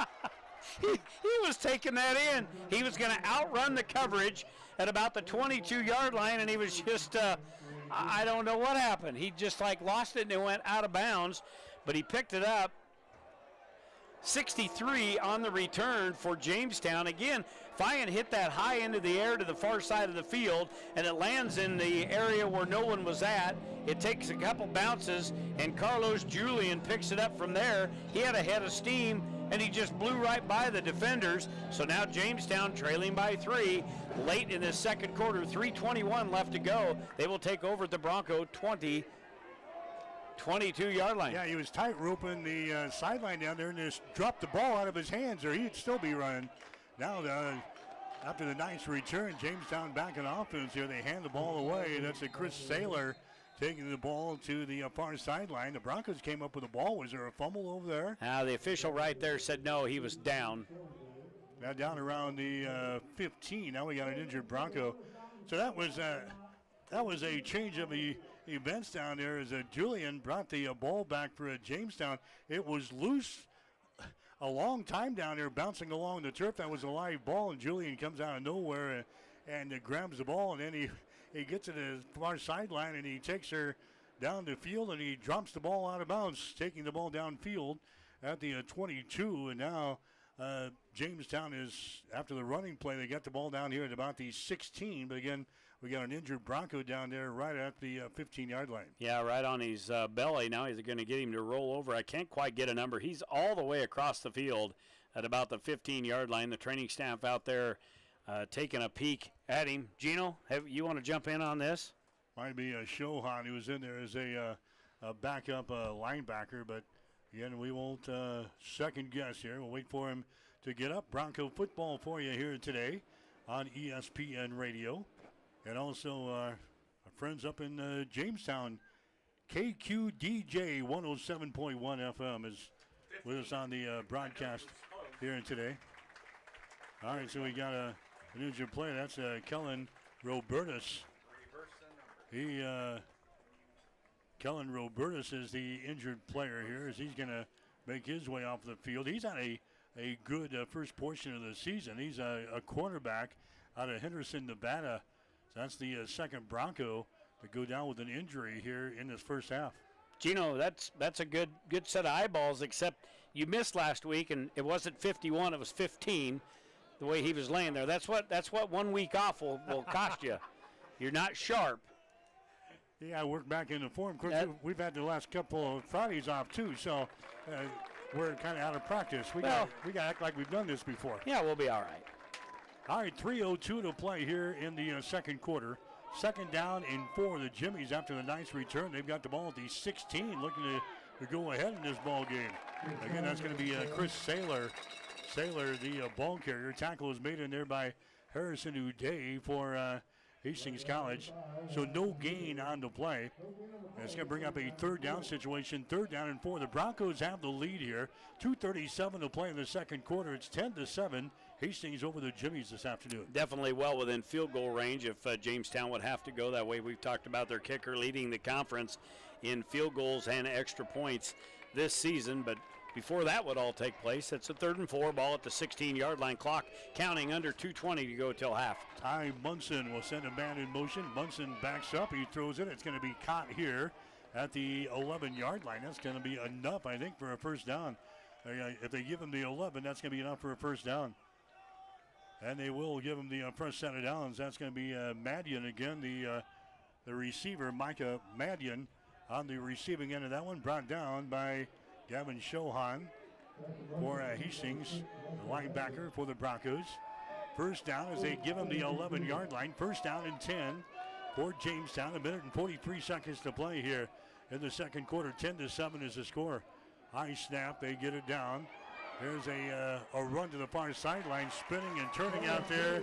There's a Carlos Gillian, and he's finally brought down on the play. Blake Vaughn in there to make the stop. Boy, he was twisting and turning. He had a lot of moves, Jimmy, but not a lot of north-south running. In fact, he loses about 4 yards in the play, 2nd and 14. Yeah, great job there by Blake Vaughn, not allowing Julian to get around the corner. He's a guy who looks real similar to our Cheetah. If he gets out and around the corner, he's the guy that returned the kickoff and lost it. I think he's got the grease off his fingers, but that one there, he wasn't able to get around the corner. Big loss there for Jamestown. 2nd and 15 now. Ball back at the 16. Under a minute to play here in the half. Munson sprints out right side, comes back the other way, and the pass is going to be caught and dropped there at the 10-yard line. Flow of the play came to the right side, and then Munson threw it the opposite way. Dangerous pass, nearly picked off of the fingertips of his intended receiver. Result of the play, incomplete pass, and it's bring up a 3rd down and 15 from the Hastings 17-yard line. Just great defense played there by the secondary. The man came up and timed that perfectly and hit the intended receiver right when the ball was there. The ball was jarred loose. Incomplete pass. So we'll see a 3rd and 15 here. Ball at the 16. Clock stop with 49 seconds. Munson is under pressure again. He dumps it away at the 15. Down to the 10-yard line. They get the ball to Roebuck. Marcus Dustin in on the stop, but Isaiah Roebuck is the guy on the receiving end of that one. It's going to bring up a 4th down. 4th down and 9. The ball is at the 11-yard line of Hastings. Munson really slow to get up. He was all the way back here to about the 33-yard line and had to get up. I don't know if somebody pushed him down or exactly what happened, but he was able to get back up on his feet. He'll stay in the game. And the clock is continuing to run. I think they're going to run this down and they can go send in their number 1 in the conference kicker. They're going to take her down to 1 second here, and then they'll call the timeout. 3 seconds, 2 seconds, 1 second. There's your timeout. They're going to call it with 2 officially on the clock, and it's going to be Jamestown attempting a field goal. We'll be back right after this. You're listening to Bronco Football. Rivals Bar and Grill is a proud sponsor of all area athletes, teams, and coaches. Get to Rivals every day for lunch specials. Rivals also is serving up the best pizza and drink specials every Husker and Hastings Bronco game. Open daily at 11, Rivals Bar and Grill. Join the Rivals team today. Osborne Drive, East in Hastings. Like us on Facebook to see what great specials we offer in happy hours. Rivals, your fun, laid-back sports bar with delicious food and ice-cold drinks. Your home for Bronco sports is ESPN Tri-Cities. Coming up at halftime today, we'll get you all the scores from across the conference, nationwide scores, major college football, get you the stats, and we expect to see a visit from Hastings College Athletic Director Chris Clemens is going to stop on by and chat about the Broncos. This will be, looks like a 29-yard field goal attempt for Jamestown, as they will try to tie up the ball game with 3 seconds to play. Ball is down, the kick is up, and the kick is up there. It is good. So Owen Peterson knocks one home from 29 yards out. That was after a nice return by the Jimmies. And the field goal was good there by Owen Peterson. And we have a tie score here at halftime. It's Hastings 10, Jamestown 10. Halftime here today at the Osborne Sports Complex. We'll be back after this. Famous Bullseye Sports Bar and Grill in Hastings is celebrating 20.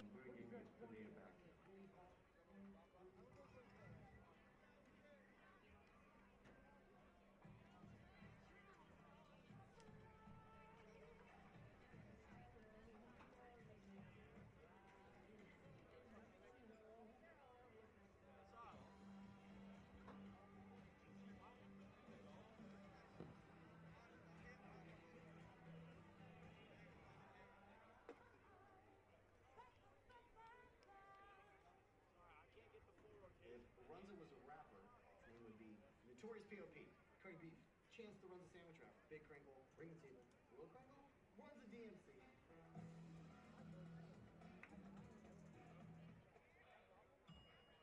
Tom Dinsdale Automotive is celebrating our 20th anniversary. 20 years of building lifelong relationships, providing superior customer service, and supporting the community. Thank you for 20 great years, and we look forward to many more. It's back.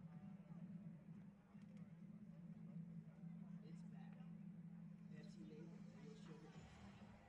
Now in regular cherry and vanilla.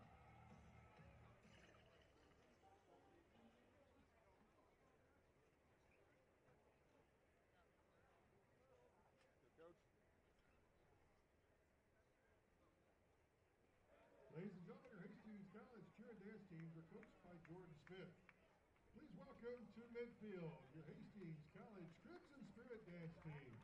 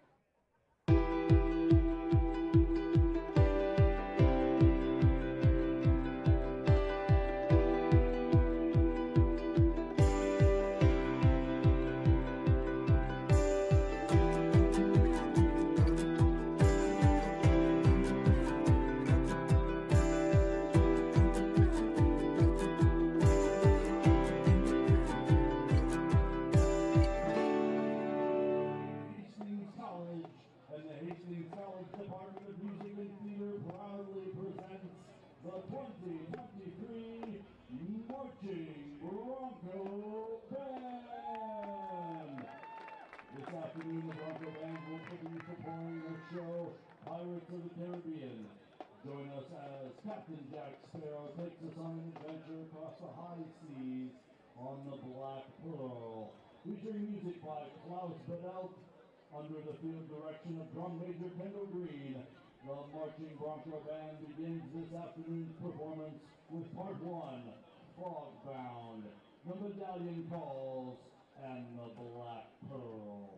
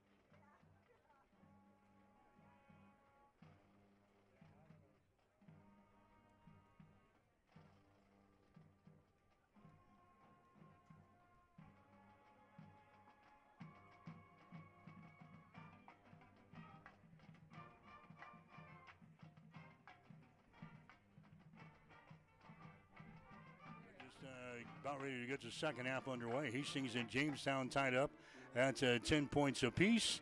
And Midland will be playing at Dakota Wesleyan. They have a 2 o'clock kickoff, so they're just now getting started up in Mitchell, South Dakota. So we're at halftime. 10-10 is the score. Hastings and Jamestown, as we welcome the athletic director for Hastings College, Chris Clemens, to the microphone for the first time this season. Chris, good to see you again, buddy. Good to be here, Mike. Appreciate you. Thanks for having me on. Yeah, I tell you what, it's been an exciting fall season so far. Not just for football, but for volleyball, the soccer teams, and everything. Everything is up and running pretty well right now. Yeah, we have a busy day. Obviously, we've got a lot of sports on the road. Cross country's in Lincoln, and volleyball's been down in Ottawa, Kansas, and here we have football now, and then men's and women's soccer kickoff conference play tonight too. Now we got Dakota Wesleyan coming in for soccer, 5:30 and 8 o'clock. So you want to hang around for the rest of the football game, and then soccer tonight, 5:30 and 8 o'clock. Certainly it'll be an entertaining night here tonight at the Osborne Sports Complex. Talk about the fall season. We've had, like we said, good success.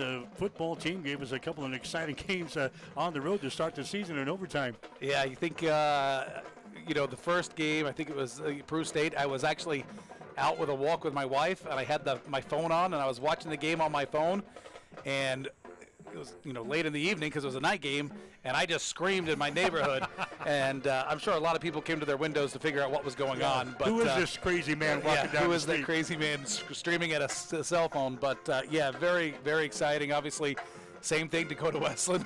I was at my house because we were all on the road and watching the game, yelling at my TV, and obviously great comebacks there, and obviously great to kick off last weekend here. The score probably doesn't do the game the justice it deserves, but it was obviously a great game. Soccer team, the women's soccer team playing extremely well right now, being ranked for the first time in a long time. They are. Coach Jade and their team is doing a great job. Obviously they've been on the road. So they've been gone for quite a while, so I think they'll be excited to get back home and open up conference play tonight. Men's soccer team struggled a little bit out of the gates, but I know they got a lot of young talent on that squad. They really do. Cole's doing a great job kind of, helping that team understand, the commitment needed in order to win games. A really young team, maybe not, age-wise, a lot of junior college transfers, but young in the fact that they haven't played here. And obviously they got a great win on the road at Graceland on Wednesday.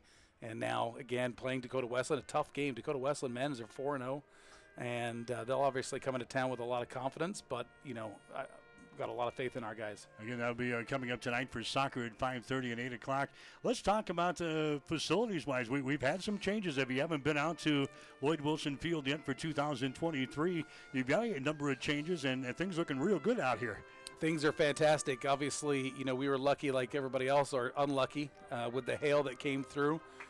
Able to get some update to our bleachers, and we had a faded crimson underneath our bleachers, and now that is a stark black, and really adds some good contrast to the stadium. Obviously, our brand new Score Vision video board, which is a full-size video board, which is fantastic. It helps us get a lot of our advertisers on there, full graphics and full replay and everything like that. And then we were, big plug here. We're getting ready to kick off a new fundraising effort for brand new additions to our track. So that'll be starting, and we're hopefully going to, make some changes down there and get that up to conference standards and able to host more meets here at home. What's the plans for the track field over here? So obviously the big dream is a brand new track service, brand new pits. There'll be both long jump runways, not long johns, long jump runways.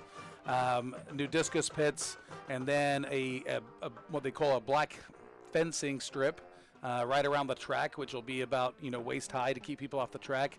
Hopefully to pour a pad for bleachers, and then put bleachers in a press box and over there too. So really take that. Obviously we've had so much success in our track and field program, and really give them the facility that they need to have. And we have amazing facilities here, but we forget that they're getting older. And we're about at that time where we're refreshing. We had new turf come in here, last fall, and that's done huge for us. And now it's obviously track's turn to hopefully get a little refresh there. Give a plug for your fundraising effort. What are you looking for? How do people maybe donate to that? So obviously contact our foundation or contact myself. We're getting ready to launch it.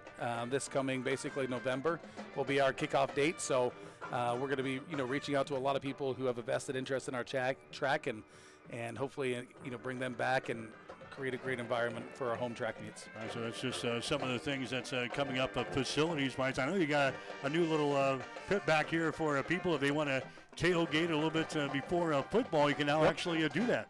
Yeah, we converted the gravel lot behind the PFF, which is the physical fitness facility, into a tailgate lot on home football games. So we sell those spots. We have we've got 22 spots there.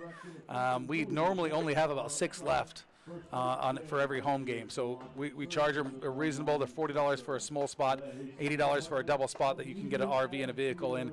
But it gives us an opportunity to give the fans that want to have a little bit different experience, come out early, tailgate, and watch the game, and then come into the game and go back afterwards and tailgate at a different experience. So those tickets are for sale on our website.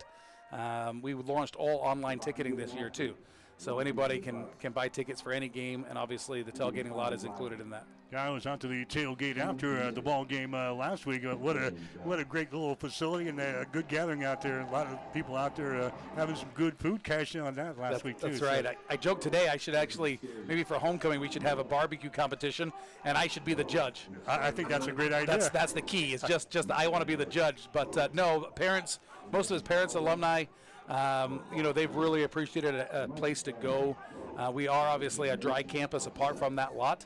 And so, before we didn't have that opportunity here on campus, and now, we have that opportunity for our parents and fans to come in and do it in a controlled environment. Yeah, we're talking with Chris Clemens. He's the athletic director at Hastings College. What else is going around campus that people need to know about as we get ready to get into a busy season here? Yeah, I think if you step foot on campus right now, the energy is absolutely fantastic.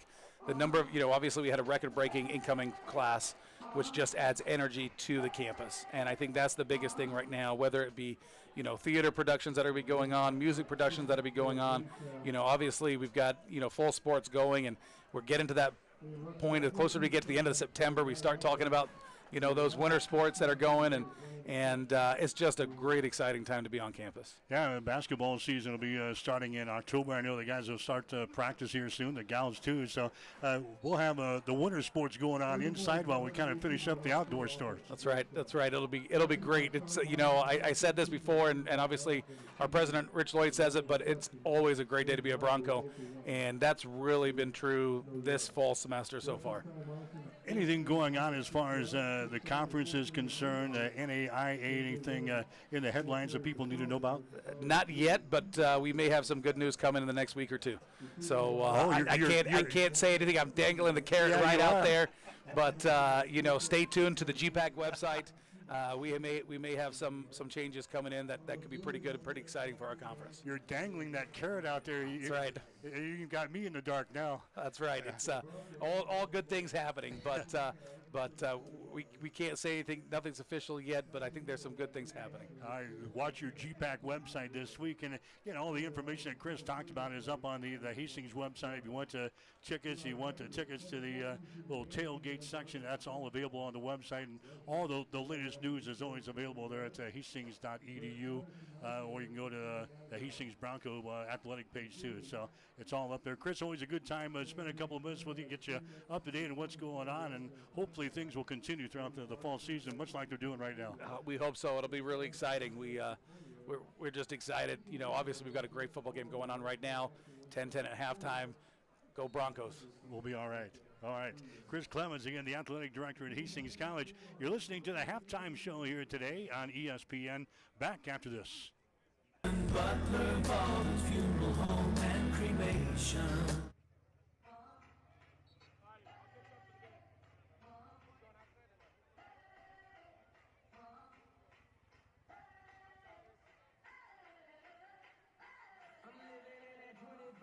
Doing something mean to it, do it better than anybody you ever seen. Do it scream from the haters, got a nice ring to it. I guess every superhero need his theme music. No one man to have all that power. The clock's ticking, I just count the hours. Stop tripping, I'm tripping off the power. The system broken, the school closed, the prison's open. We ain't got nothing to lose, everybody we roll. Everybody we roll. With some light-skinned girls and some Kelly Rose. In this white man world, we the ones chosen. So good night, cool world, I see you in the morning. I see you in the morning. This is way too much, I need a moment. No one man to have all that power. The clock's ticking, I just count the hours. Stop tripping, I'm tripping off the power. Till then, that the world's ours.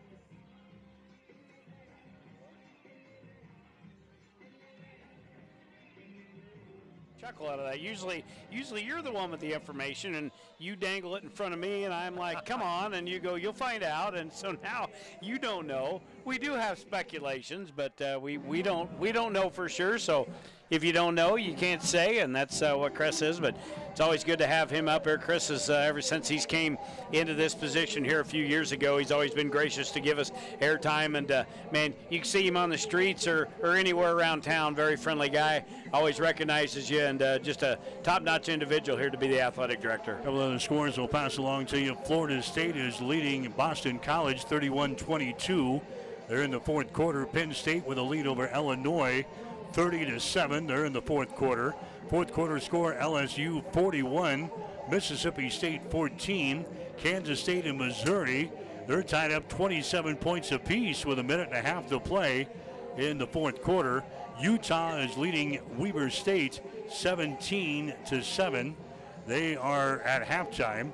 End of the first quarter, you've got Notre Dame over Central Michigan. The score is 14-7. So those are some scores around the nation. That's the halftime show. We've got the second half coming up on ESPN. You've been listening to the halftime show.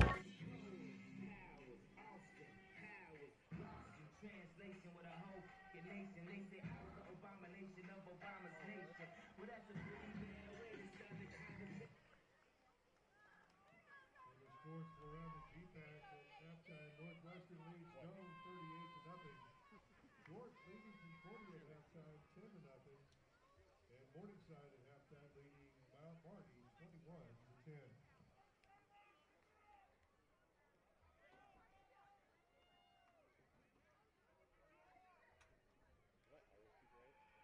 Owen and Peterson will tee it up for the Jimmies.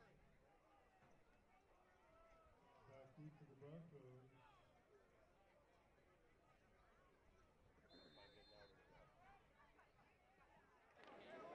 Number 33, Ethan Caneda. And number 20, Jeff Ray.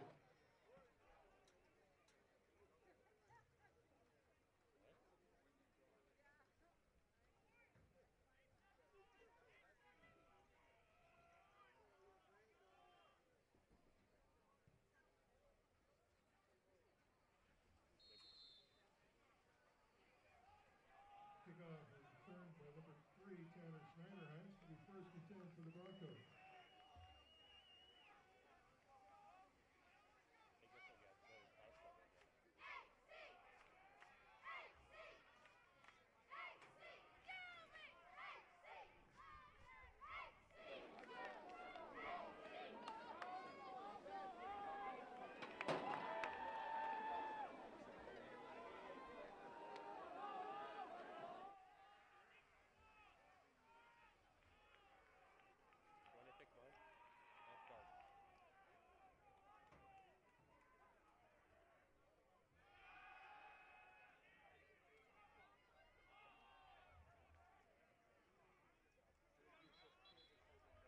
Nappy completes to Simonson.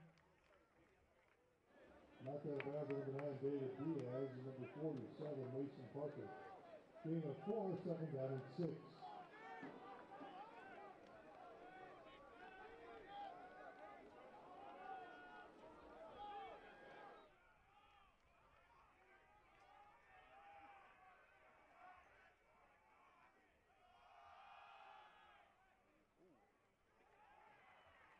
Simonson with the carry.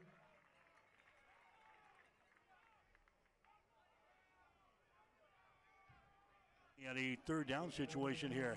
Third down and about a yard to go. Hastings third down efficiency in the first half. They were 3 of 5. So they'll try their sixth one right here. Hastings with the ball on their own 35. Simonson in the backfield with Eli Nappy. Brett's going to get the call. Simonson will have the first down. A couple of hard, tough running yardage there for about 2 yards. He squirts forward to about the 37 or 38 yard line. Hastings with a first down. 12th first down for Hastings in the football game. Boy, Brett Simonson with a couple of tough carries here in this third quarter already. 8 yards. Really second and third effort out of Brett. You'll get everything you can get out of him. He's got a big fuel tank as the Broncos have a first down at the 38-yard line. There's a Nappy. He wants to throw again. This time he's going to be hit, and he's going to be sacked back here at the 36-yard line. Tackle is made by Tyler Dean. Tyler Dean, the defensive end, 6'1", 237-pound sophomore out of Watertown, South Dakota, making the stop there. That's his 8th tackle of the season. It'll go down officially as a sack here as he drops Nappy for a 1-yard loss. Second down, 11 yards to go. Hastings with the ball in their own territory. They swing it out here, and it's going to be caught. And right out here to bring him down almost immediately. Jamestown had a man out there. That was our man Tanner James' friend on the reception. Boy, he had a lot of friends out there, but they were in white uniforms with orange caps.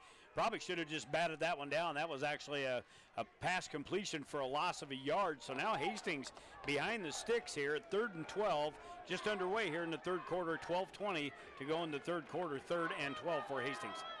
Nappy has got a running back in the backfield. Nappy has got the ball. He sprints out left side, throws it, and his arm was hit just as he got rid of the ball. And that one was basically thrown into the turf as Nappy is dropped back here at the 30-yard line. So an incomplete pass, and Jamestown will get the ball. We're right in the ball game here at 12:10 to play. Yeah, good first down on the initial set of plays for Hastings, and then really the offense sputtered there in that set of downs. A couple of losses for yardage, and that one there just Nappy tried to throw it over into the flats, but again, the defender was on top of him, hit his arm. That wasn't even close. So now we'll see Sam All in to punt. It's a good snap, and he'll get it away. End over end kick is going to come down here at the 27, back to the 29-yard line, and then he squirts forward here. He got loose. He squirts forward to about the 31. They had him stopped. That was Hunter Uzika bringing the ball back there. He squirts forward to about the 31-yard line. Man, and the guy that made a big hit is Jake Bargan, and he is running off the field under his own power, but he's holding his left shoulder. Boy, you hope it's just a singer. He made the initial big hit right at the 31, 32-yard line, and then a host of Broncos down there to bring him down, but we'll keep an eye on him. He's a tough kid. We need him in there. He's made some nice catches today. All right, Ty Munson back out there now with his offensive unit. 1st and 10 for Jamestown from their own 30-yard line. Munson throws the ball. It's going to be caught here. Short gain up to about the 35-yard line. Pick up 5 yards in a play. That's a Dawson Schmidt. Tackle made by Jaden McCall. For Hastings ran him out of bounds there. They give him the 34-yard line. Pick up 4 yards in a play. 2nd down, 6 yards to go. Jamestown working right to left here in quarter number 3, south to north at the Osborne Sports Complex. 2nd down, 6 yards to go. Munson with wide receivers left and right now. Munson's going to keep the ball on the ground. Williams around the right end. Williams across the 35. Williams out to about the 39-yard line. Could be about 2 yards shy of a first down. Tackle made by Jaden Roberts, the inside linebacker for the Broncos, a sophomore out of Bellevue West. So a pickup there. They're going to get the ball to the 38. And Jamestown will be looking at a 3rd down situation here. 3rd down and about 2 yards to go. Jamestown, 3rd down efficiency in the first half, 3 out of 7 on 3rd downs. They've got a chance right here from their own 38-yard line, and it's high ball game, 10-10. Hastings and Jamestown, a low snap. It gets by the quarterback, and he goes back to cover up the ball at the 23-yard line. I think that was some miscommunication there, Jimmy. The quarterback was not really ready for the snap as the ball came back there.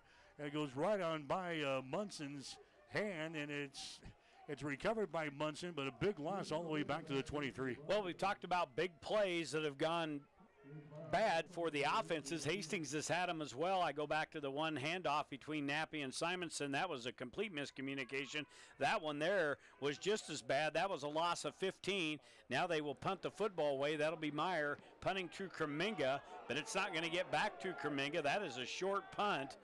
Going to be right around midfield where they'll down this here. So, yeah, both offenses have made some big mistakes here. Neither team has played very crisp. Thus, we have a 10-10 ball game, and Hastings coming out with their best starting position here in the second half. Remember in the pregame show, it's telling you we expect a lot of points on the board today.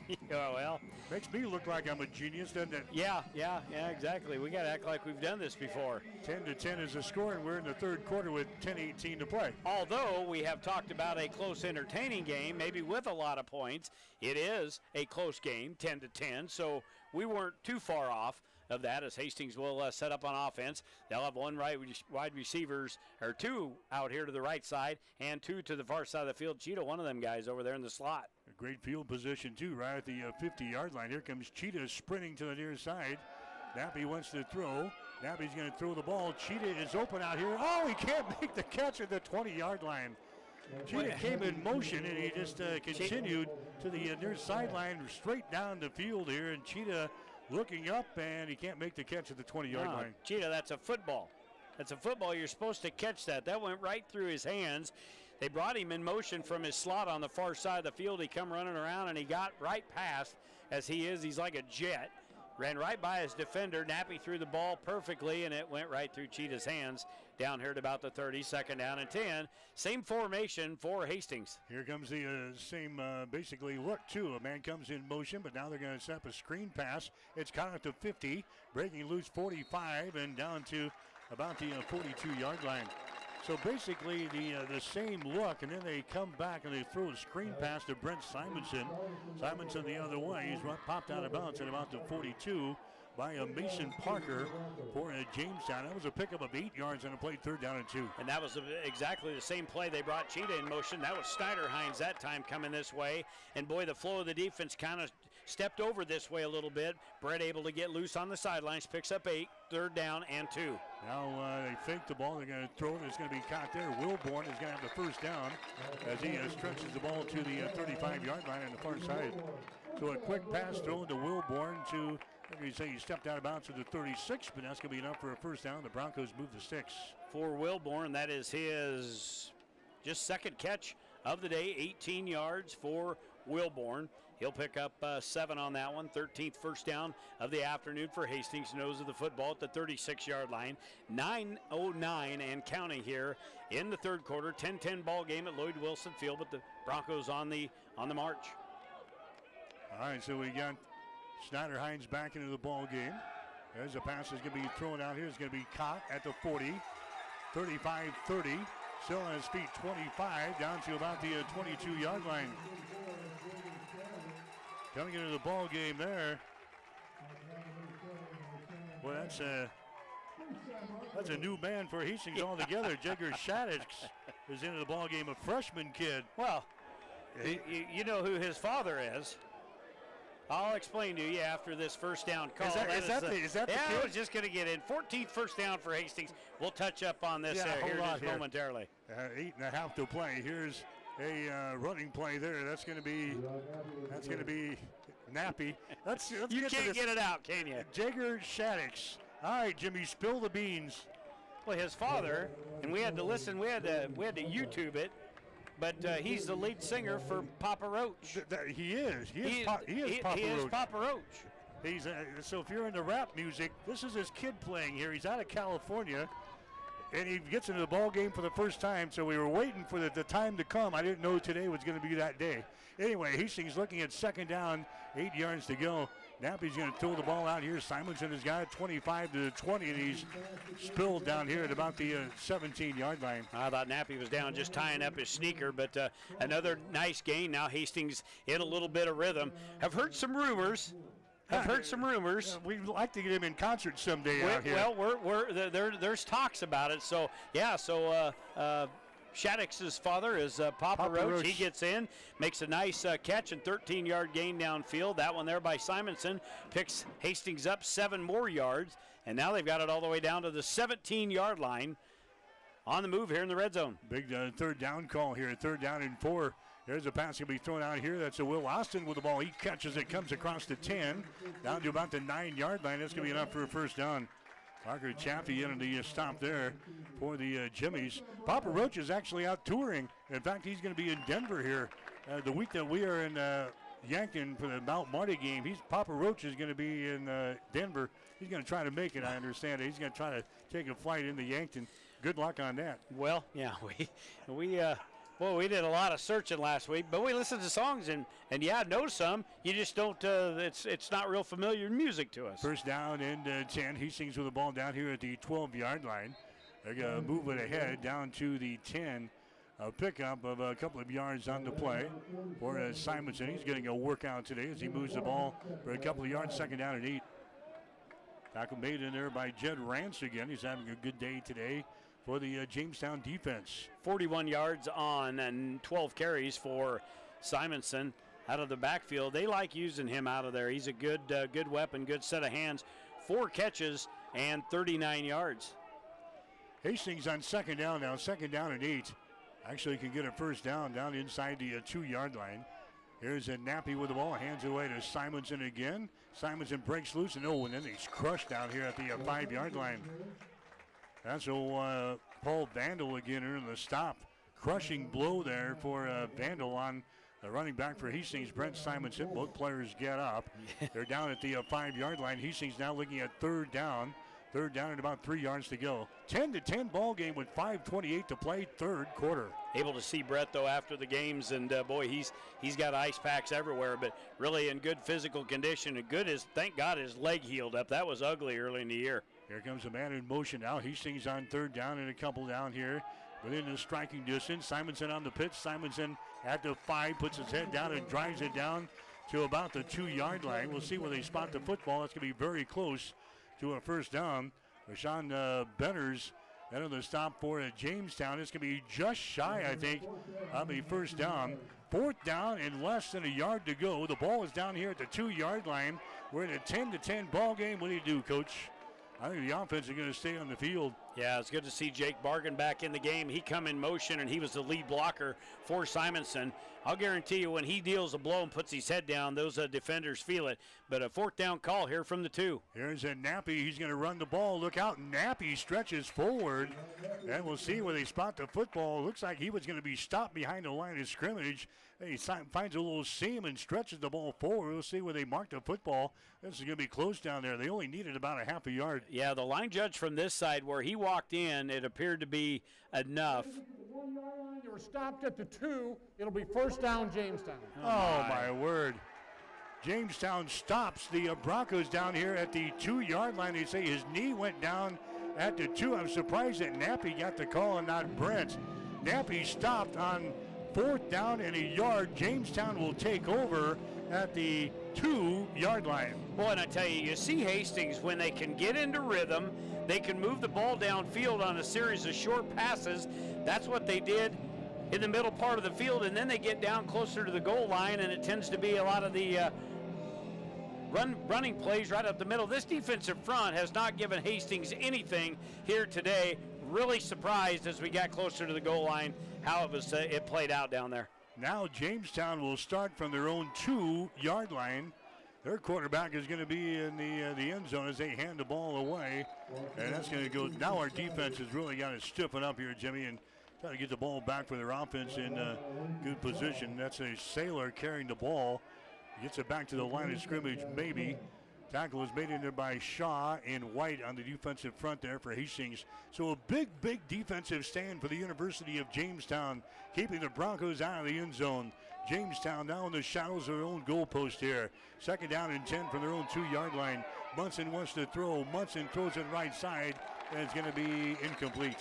Threw into a double coverage on the far sideline. Downfield there was Roebuck, Isaiah Roebuck for Jamestown. Back in coverage was Gio Mendoza for Hastings for the Bronco defense. Now it's 3rd down and 10 for Jamestown on their own 2-yard line. Well, this season we've had more. Here comes another big 3rd down call, but it gives the Bronco offense another shot if you can get off the field right here at a 3rd and 10.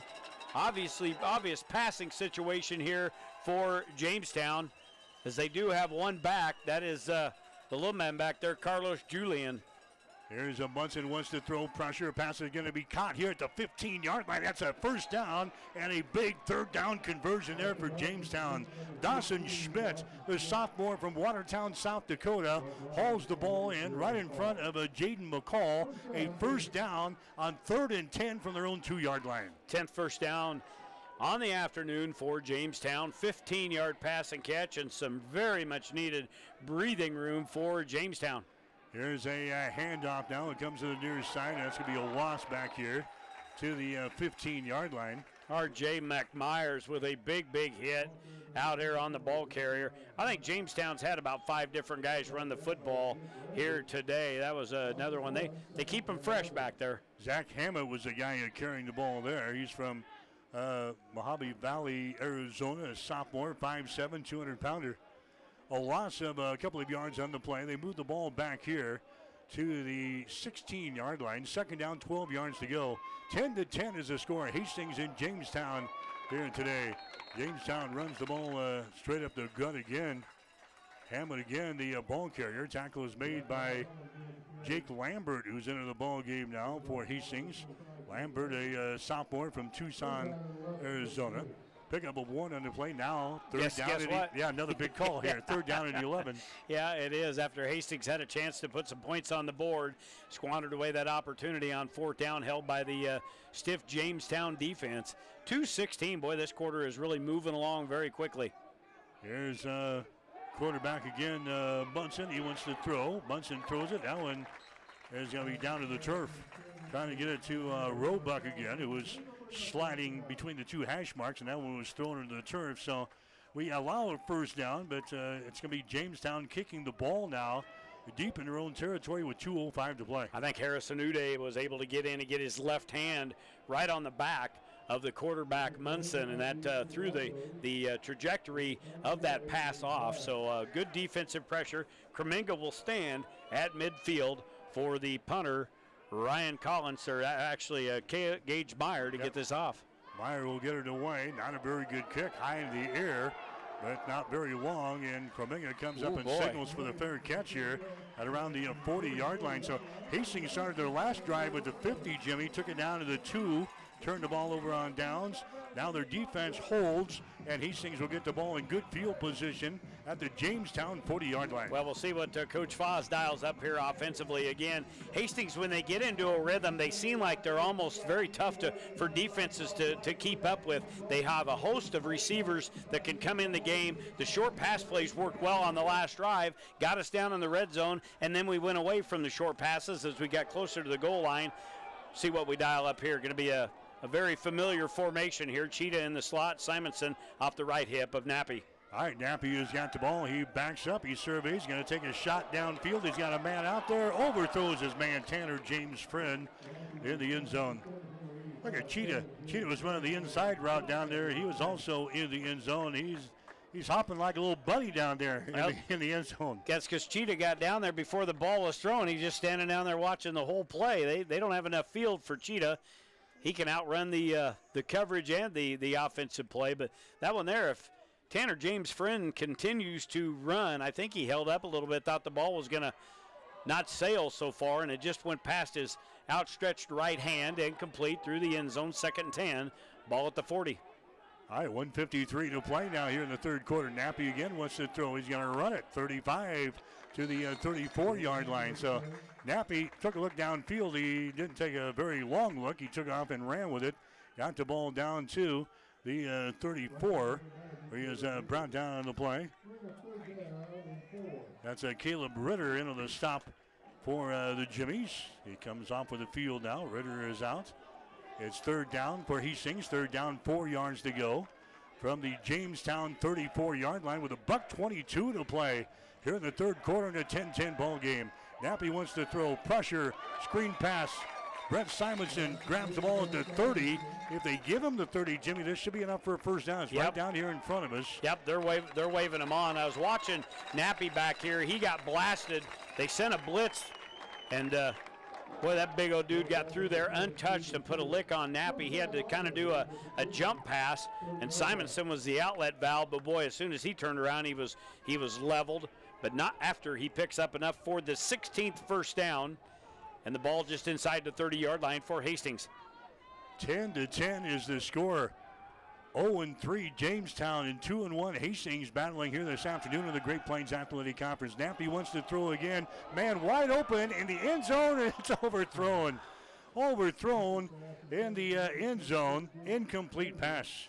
Boy, the wide receiver was all alone in the corner of the end zone. It took a while for the ball to get there, but still, when Nappy unloaded that, he was clapping his hands. He knew he had put too much air underneath of it, and it went sailing through the end zone. That's another one of our freshmen, Jake Weiniger, kid from Flagstaff, Arizona, into the ball game. We've got a bunch of wide receivers all of a sudden seeing action here. Yep, a lot of talent down there for the Broncos. 2nd down, 10 yards to go. Hastings with the ball at the Jamestown 30-yard line. Nappy again sprints out right side, holds it, he throws it. The ball is going to be caught. A sliding catch is made by our man Cheetah down here at the 16-yard line. Jaysean Wright makes the reception, comes to a sliding halt down here and around they're going to give him the 17, but it's going to be a first down for the Broncos. 161 yards now from Nappy. That's Cheetah's first catch for the Bronco offense. 17 first downs here today. The football inside the red zone, and that's probably going to be the end of the third quarter. It is. It'll be a 1st and 10 at the 17 on the other end of the field here when we go to the fourth quarter. All right, we'll switch ends. We're still tied. Nobody scores in the third quarter. Still tied up at 10 points apiece. You're listening to Bronco Football. Family Medical Center of Hastings is the place to go for all your healthcare needs. Again, Mary Landing Healthcare, proud to team with Hastings College in presenting Bronco Athletics. Pinnacle Bank, also proud to team with the college in presenting Bronco Athletics.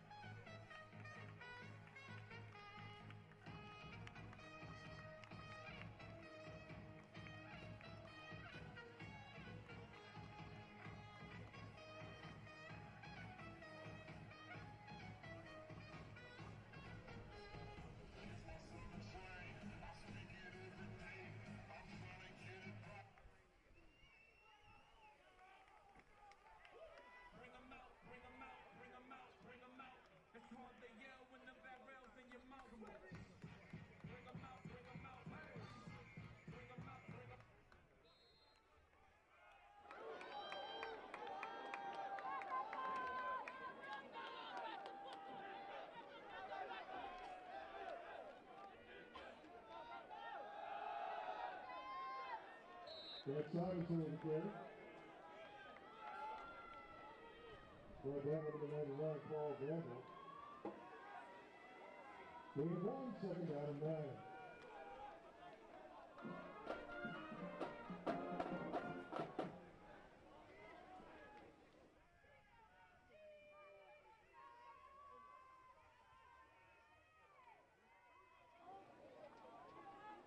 Offensive plays, 125 yards. Jamestown only with 118 at halftime. So Jamestown with 7 yards of total offense in just that third quarter.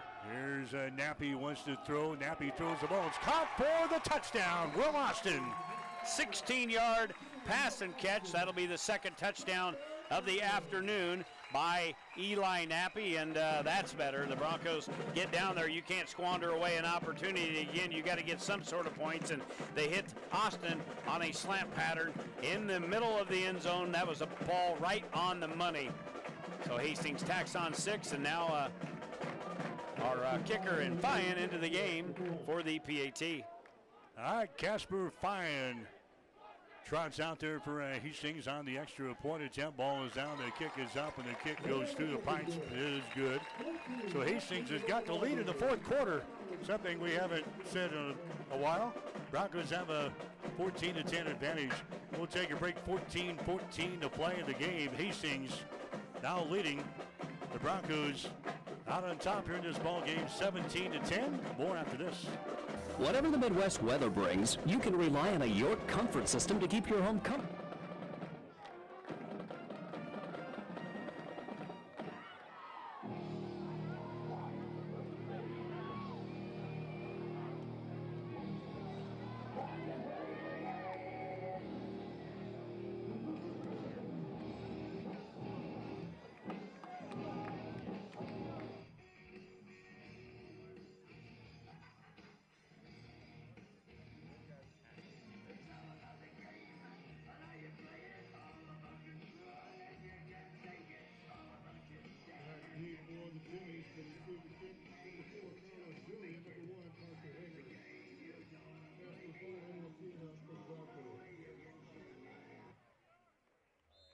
$139 yards and 2 touchdowns in the football game, no interception. So again, Nappy has done a good job managing the football game, but we're not done, just underway here in quarter number 4 as Fyan into the football, kind of an ugly looking kick coming down at the 20.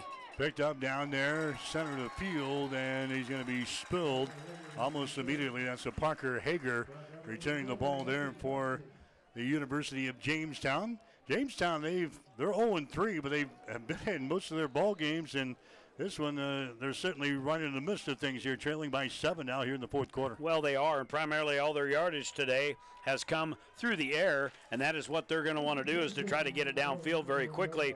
Rushing yards today, 19 carries, -3. Wow. But they have thrown for 128 yards, so you know what they like to do. So our secondary, Young, will be tested here late in this ball game. Ty Munson in the offense back out there now, trailing 17-10 here in the fourth quarter. Now the officials are going to replace the football down here. Yeah, going to switch footballs here. Jamestown with a stack formation, 4 wide receivers, but they are stacked on both sides of the formation. I don't know. Does each team have their own ball? Is this like Division I ball? Because I think they do. They have their own ball, so that's what the deal was. Anyway, we're going to throw it out there. It's going to be caught at the 20. Nice move to the 25 to the 28-yard line. So a quick pass thrown out there. It's going to be caught, and advancing with the football was Ryan Collins. That's going to be a Wyatt Ryan in on the stop for Hastings on defense. So Collins now in the ball game, a senior from Akron, Ohio. Pickup of 8 yards on the play for the University of Jamestown. They've got the ball now at their own 30-yard line. There's a sweep to this side across the 30 to the 35, and a crushing blow here at about the 36. Running the football there was Hammond again. Marcus Dustin levels the boom there, but now before Jamestown picks up a first down. That got him out of the negative territory rushing-wise. Give a pickup of 5 yards in the play. 2 yards rushing now for 2 yards, yeah. 20 carries and 2 yards. Jimmy's have a first down on their own 37-yard line. Again, the two wide receivers each way. They're kind of stacked up on each side of the formation. There's a pass thrown by Munson. Is caught there at the 30. Breaks away 35 into the open. 40, 45 out to the 47-yard line. So a nice run there. Tackle is finally made by Marcus Dustin. That's Ethan Goss grabbing the ball and advancing it to the 47-yard line for Jamestown. First and 10 now for the Jimmies. We're down to 12:40 to play here in the fourth quarter. Hastings 17, Jamestown 10. 13th first down for Jamestown, and again, don't give up on these Cats. They're not going to give up. They're going to put it to the test. They got the football out at midfield. They fake the end around here, and then Munson advances the ball to the 50. Give him a pickup of 2 yards in the play. Gavin White into the stop for Hastings on defense. So that's going to bring up a second down. Second down, 8 yards to go. The ball is right at the 50-yard line, right in the center of the field, that big red H. And we were down there earlier. Yeah, got our pictures taken on the big red H earlier. We've always talked about that beautiful, big, bright red H, and we were right in the middle of it. Got our mug shots taken. That's right. Second down, 8 yards to go. Jamestown with the ball at the 50. Inside handoff again, breaking loose. That's Julian with the ball. Breaks outside 45-40, and he's run out of bounds. That play was designed to go up inside, Jimmy. Julian saw nothing outside, and he bounces it all the way to the sideline and picks up the first down here at the Hastings College 42-yard line. Terrible tackling up the middle for the Hastings defense. They should have brought him down right in the middle of that massive humanity. But then just like Cheetah does, and that's kind of the same stature of both those Cats, they're able to get loose and get around the corner. He picks up 9 and a first down. That's first down number 14. And they are on the move at the 11-17 mark. Yeah, Julian, 5'7", 155 pounds. He gets the carry again, and he goes up inside. He's going to be crushed here at the 40, but give him a yard in the play. Jaden Robertson with the stop for Hastings, the linebacker for the Broncos. One thing with a guy of that stature, you don't want to try to take one up the inside. Not in the teeth of the buzzsaw. Not in the buzzsaw and all the other lingo and jargon you've got, because it's not gonna bode very well. He was able to pick up 1 yard right down at the 40-yard line, second down and 9. 10:43 to play. There's a pass thrown out to the far side across the 40, down to the Bronco 36-yard line. So a quick grab there, advancing the ball to the 36. That was a Schumacher. R.J. McMyers into the stop for Hastings on defense. Colton Schumacher, a sophomore out of South Dakota. Third down for the Jimmies. Third down and about 6 yards to go from the Hastings College 37. Schumacher's fourth catch of the afternoon. Boy, Morningside, we're done with them. Jamestown has got a slew of receivers as well. There's been a ton of men on receptions here today. And now Jamestown looks at a third down and 6. Here's a Munson. His pass to the far side is caught again right on the sideline on the 30. That's going to be a Schumacher again. Tackle is made by Jaden McCall for Hastings on defense, but this is a nice drive for Jamestown. They have moved the ball down to the Hastings College 28-yard line. First and 10 here for the Jimmies. Now unofficially 162 yards of passing for the quarterback Munson, as that one was good for 9 yards to Shoemaker. Inside the 30, down at the 28-yard line. Clock moving at 9:30. First and 10 here for the Jimmies. Here's a pass. It's going to be caught on the slant down at the Hastings College 20. Advancing the ball down to the 18-yard line is Dawson Schmidt. Gio Mendoza in on the stop for Hastings on defense, but that's another first down for the Jimmies. They have moved the ball now into the Hastings College red zone down here at the 18-yard line with 9:06 to play in a 17-10 ball game. Nothing flashy, short passes, quick receivers, able to make the catches, get their heads down before they're hit, or take off and run. That one there was about a 5-yard pass and catch, and they ended up turning it into 11-yard gain, and again in the red zone at the 18. Here's Munson going to hand the ball away. Not much there as they bring the ball across the 15 down to about the 14-yard line. So positive yardage there. That's a Julian carrying the ball. Tackle is made by R.J. McMyers for Hastings on defense. Pick up of 3 yards on the play. 17-10 is the score. Jamestown giving the Broncos everything they want and more here this afternoon at the Osborne Sports Complex. Jamestown was 7 yards in the third quarter, and then they come out and put a drive together like this. Unbelievable. They look very good right now. Here's a Munson. Here comes some backside pressure. The ball is loose. It is loose down here. Big pile up. The Broncos say they have the ball. Munson coughs up the pig down here at the 15-yard line. We'll see if the officials agree. The Broncos celebrating a big-time hit there. And let's see. Still haven't seen an indication. No, they're still huddling here. Officials are huddling at the 15-yard line. The Broncos say they have the ball as they come to the near side. The quarterback's arm was not going forward. Therefore, we have a fumble on the field, recovered by Hastings, first down. All right, big play there for the Bronco defense. Hastings has the ball on their own 15. I think that was McMyers that come from the backside, come around the corner. He beat his blocker, the left tackle on that side of play, and gets around the corner. The quarterback did not see him in Munson, and he was rearing back, getting ready to cock that arm and throw it, but he was hit right before he released it. The ball went down to the turf. Nobody's seen it for Jamestown, and by the time that they did, there was a Bronco defender on top of the football. I believe that was I think that's Fareed. He got in there. Yeah, he got in there and got the football. So the Broncos take over at their own 16-yard line now. Pass out to Wilborn. He'll get upfield. Yeah, Wilborn breaks the tackle and brings it across the 25 out to about the 26-yard line. Tackle is made in there by Williams, the safety for Jamestown. So Fareed Shalude, our senior from Houston, Texas, coming up with the fumble down there for the Broncos. Big play there. Here's another pass thrown to Wilborn. Wilborn still on his feet, and he gets to the 33. They strip him with the ball. Jamestown was heading back the other way with it, but forward progress was blown dead. A pickup of about 5 yards in the play, maybe 6. We'll call it second down and 4 now for the Broncos on their own 33-yard line. Hastings with a 17-10 lead with 7:15 to play fourth quarter. Fifth catch for Wilborn here in this football game. And it'll be a second down and about 5 here for Hastings. Eli Nappy waiting here.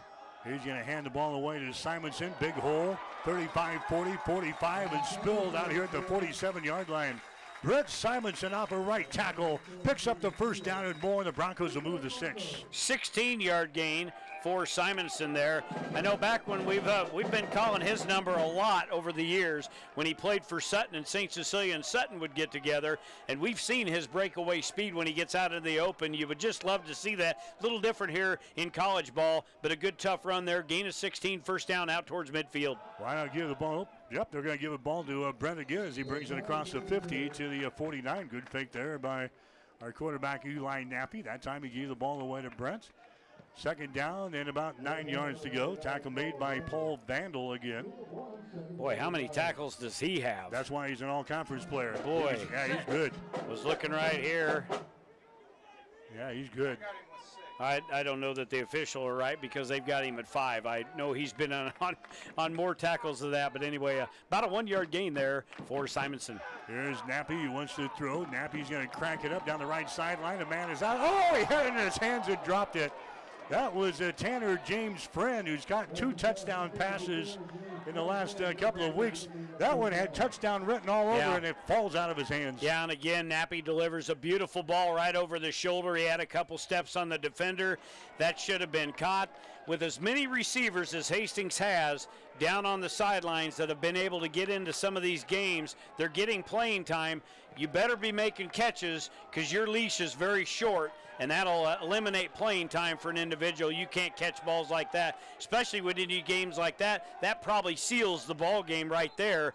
But a drop pass and a third down and 9, now going to be a timeout by Hastings. Yeah, Hastings wants to call a timeout, brought to you by Bullseye Sports Bar and Grill. They invite you in for your next timeout to enjoy food, friends, beverages, and big screens. Bullseye Sports Bar and Grill, Hastings' only true sports bar, located across the street from the water park on West 2nd in Hastings. We'll take a break. 5:50 to play in the game. Hastings 17, Jamestown 10. Butler Gardens Funeral Home and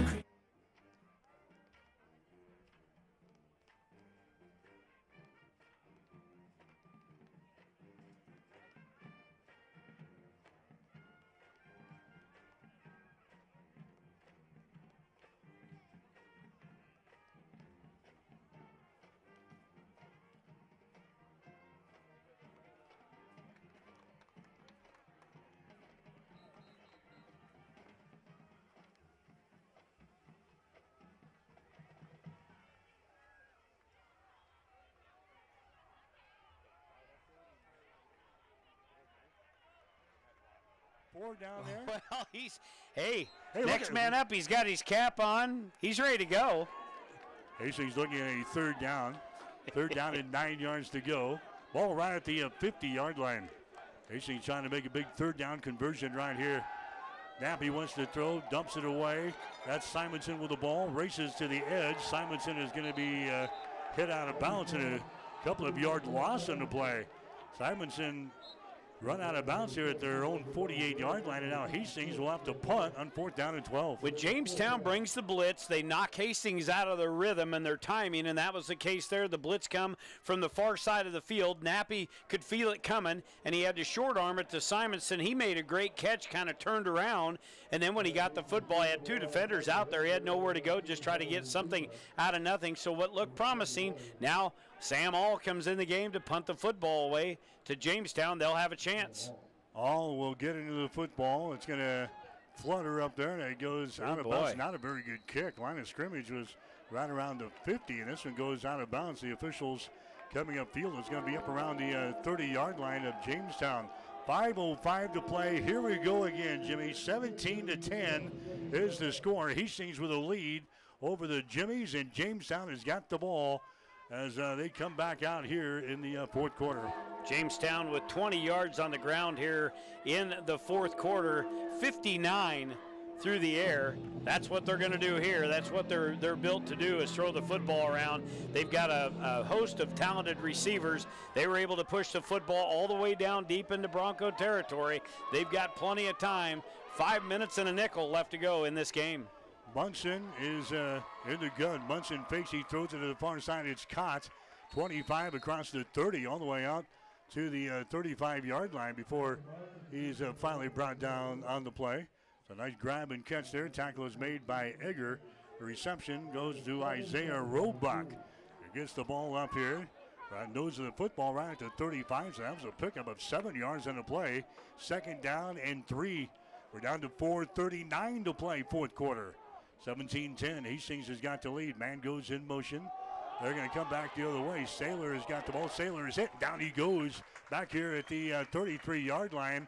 A loss of a couple of yards in the play. Great job there by the Broncos linebacker Jaden Roberts, the sophomore out of Bellevue West. And you look at timeouts on the board. Hastings with 2 and Jamestown with 3 timeouts left. So they're burning a lot of time here. Clock's going to be down around the 4-minute mark. And it's a 3rd down and 4 here from the 34. Last time they came to town, they came back in the fourth quarter and stunned the Broncos. Hopefully that doesn't repeat itself here this afternoon. Under 4 minutes to play, 17-10. Hastings out on top. Jamestown with the ball. Munson wants to throw it. Munson throws it short. Not enough. Down to the 36-yard line. That's it. That's Roberts driving the receiver back. And that's going to be a couple of yards shy of a first down. You got to go for it now, don't you? Well, absolutely, yeah. 3:35 and counting. 3 timeouts left on the board. They're not going to choose to use one of them and talk it over, but my goodness, they are letting a lot of precious time tick off the clock here. Standing around, hands on there with now we're ready to run the play. 4th and a yard from the 37. Munson, wide receivers out to the right side. Munson with the ball. Munson's going to throw for it. Munson cranks it up. He throws it. It's going to be caught here at the 40. That's enough for a first down. 45 to the 46-yard line. Nice grab there by Isaiah Roebuck. Munson stands in the pocket, cool as a cucumber on 4th and 1, Jimmy. A completed pass out here to the 46. First down number 17 for Jamestown. That was an 11-yard passing catch. Boy, the receivers have been running loose in our secondary all day long. And again, Munson has been very poised back there. That one there, a big pressure pass, delivered it right on the mark. Munson is going to hand the ball away. They keep it on the ground. Doesn't go much.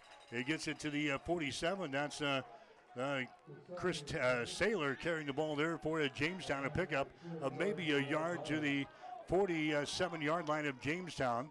2:25 to play in the game. Clock is running. Jamestown is down by 7 points here, 17-10. Boy, if you're a man in the secondary, you can ill afford to allow a receiver to get behind you. You've got to keep them in front of you. They are a bunch of speedsters. They'll have 3 to the far side of the field and 1 right down here in front of us. Munson is going to look for one of those guys right now. Here's a pass across the middle.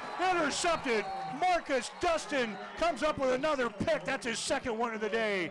We got a penalty flag down, though. in the defensive secondary. Hold on here. Oh, defensive holding probably right in the area that was an errant throw by Munson. And Marcus Dustin, that would be his second interception here in the game, but the defense staying on the field, the offense is staying on the field, and here comes our explanation. Pass interference, number 9, defense.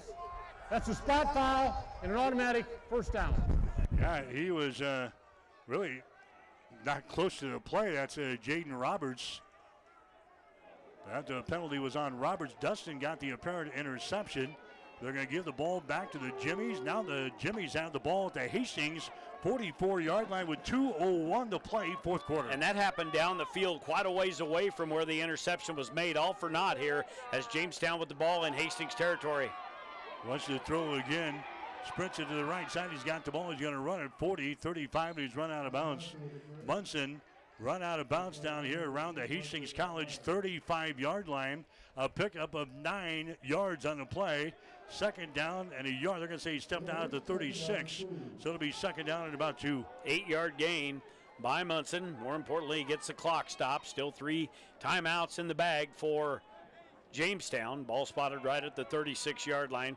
Going to be second down and about 2 yards. Here's that familiar stack formation by the wide receivers on both sides of the field. 1:51 to go, fourth quarter. Munson wants to throw. He's got time. Munson throws the ball downfield. It's going to be, it's incomplete.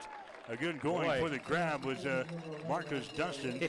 That was Schumacher running the post pattern there.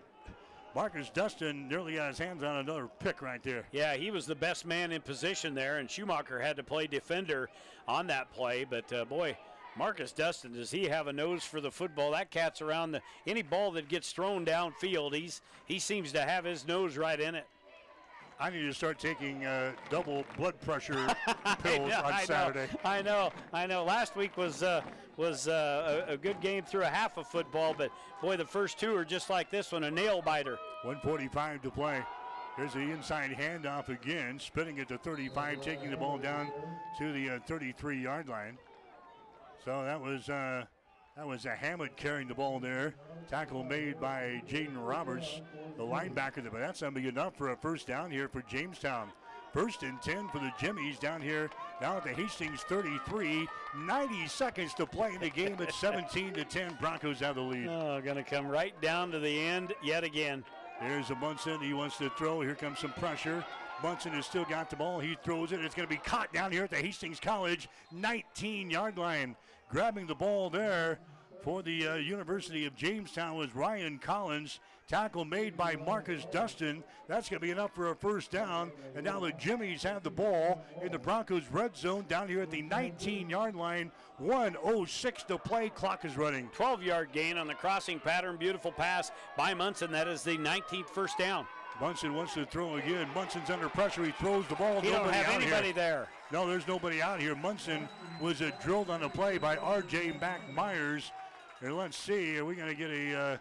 Well, Matt's asking for it. Now the officials are going to talk. He has nobody, unless they said he was out of the pocket. Yeah, there was nobody out here. R.J. Myers came in and delivered a blow to the quarterback, Munson. Munson was going down. He just kind of threw it into an open area here. Now the officials are conferring on whether or not this is going to be intentional grounding. I'm sure we'll get a very explicit explanation from our referee. Yeah, there's the flag. Here comes the explanation, too. The ball did not cross the line of scrimmage. There was no receiver in the area. By rule, we have intentional grounding, number 18 of the offense. That's a spot foul. It's also loss of down. It'll be second down. I love him. One thing about it, we don't ever have to doubt the call or try to explain it to you. He does everything for us. Well, it eliminates us talking about it. We'll give him a paycheck after a while. He's taking half of our job. Exactly. Fifth penalty against Jamestown here today. More importantly, for Hastings fans, it pushes the football back to the 34-yard line, and it's 2nd and 25. Munson, again, wants to throw. He's under pressure. Munson throws the ball. Almost intercepted again. Guess who? Yeah. Marcus Dustin almost had another pick for Hastings. I'm going to tell you what, he's one good hunting dog back there because his nose is for the brown pig. He's like a magnet. I know, he's around every one. That one there should have been picked off. That hit him right in the breadbasket as he was coming up to watch for the quarterback Munson to get out of there. He was trying to flush out of the pocket. Then he threw the ball on a bullet, and he just jumped right in front of the receiver. Incomplete. Third down, 25 to go from the 34. 48 seconds left to go here. Munson has got it. Munson is going to air it out down the left side. He's got a man out here, and it's going to be incomplete. No penalty flag. Well, if anything, it would have been on the offensive guy. That was Schubacher back there, and had a Gio Mendoza, a much smaller man out there, and he was kind of pushing him around. Now we do get a timeout called with 41 seconds left to go in the game. Yeah, obviously they'll have to go for it here on 4th and 25. Probably not a lot of plays on the call sheet. No, go deep and throw it. Home run ball as the coaches are praying. Look at them over here. We're going to take a break. 41 seconds to play. You're listening to Bronco Football. Famous Bullseye Sports Bar and Grill in Hastings is celebrating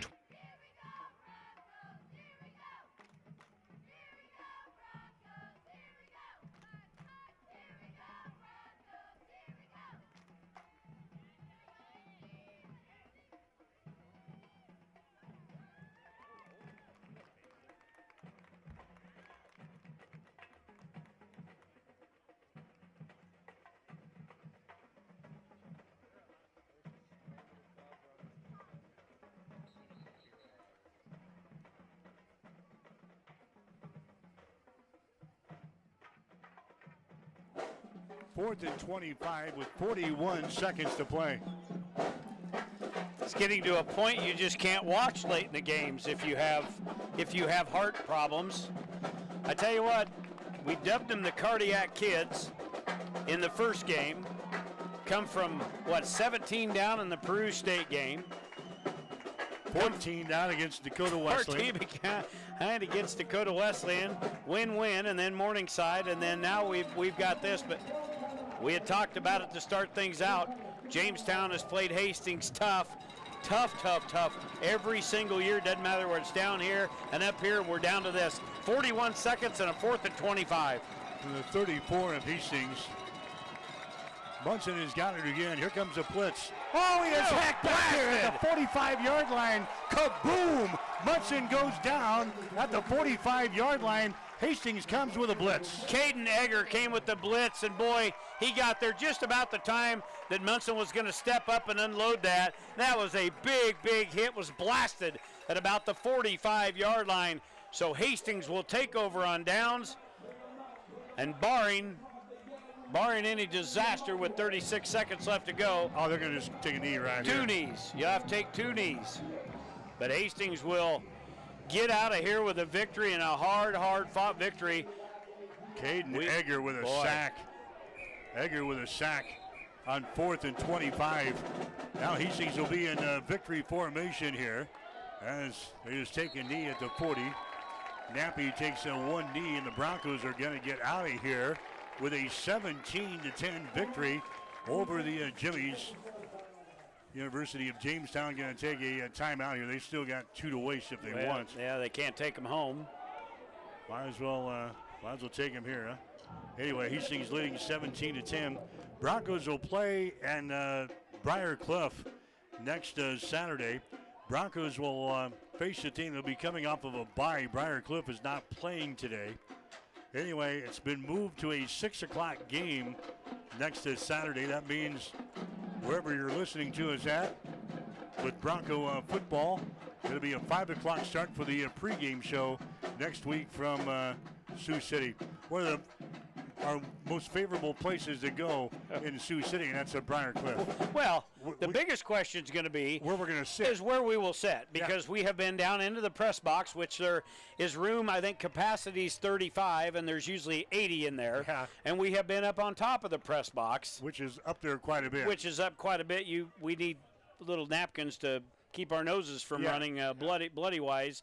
But we'll see what happens. But Hastings with one more knee here, and that is going to be it. They will. They're going to take another timeout. Yep. Going to use them all up. But yeah, we'll see what happens. That's been, all the years we've been doing this, the teams that play Hastings tough, Briar Cliff is another one of those teams. We have a hard time playing up there. Yeah, we've lost. Well, and we haven't sometimes always played there. We played in Vermilion. Yeah, we did that once. Because they share a field with a high school. Yeah. We're back to that same field. That's wonderful. They are building a new facility, however, on campus. Really? So in a couple of years, if we're still doing this, in a couple of years, we might get to see a new facility up at Briar Cliff. Interesting. Can't wait. I know. That's probably on your bucket list. Boy. Wanting to see the new facility at Briar Cliff. Yeah, we've... I tell you what, facilities will never take the cake of what Dana was able to provide for us back in the day. Oh, my goodness, as Nappy gets the snap, and he'll just simply take a knee. Yeah, the old facility in Blair. Oh, my goodness, that was the last time we were there. They set an ESPN passing record. Tom, what the heck was his name? Tom, boy, I can't remember, but anyway, threw the most pass attempts in a collegiate football game, but boy, that facility was awful. But the Broncos escape with a victory here today at home, beating Jamestown 17-10.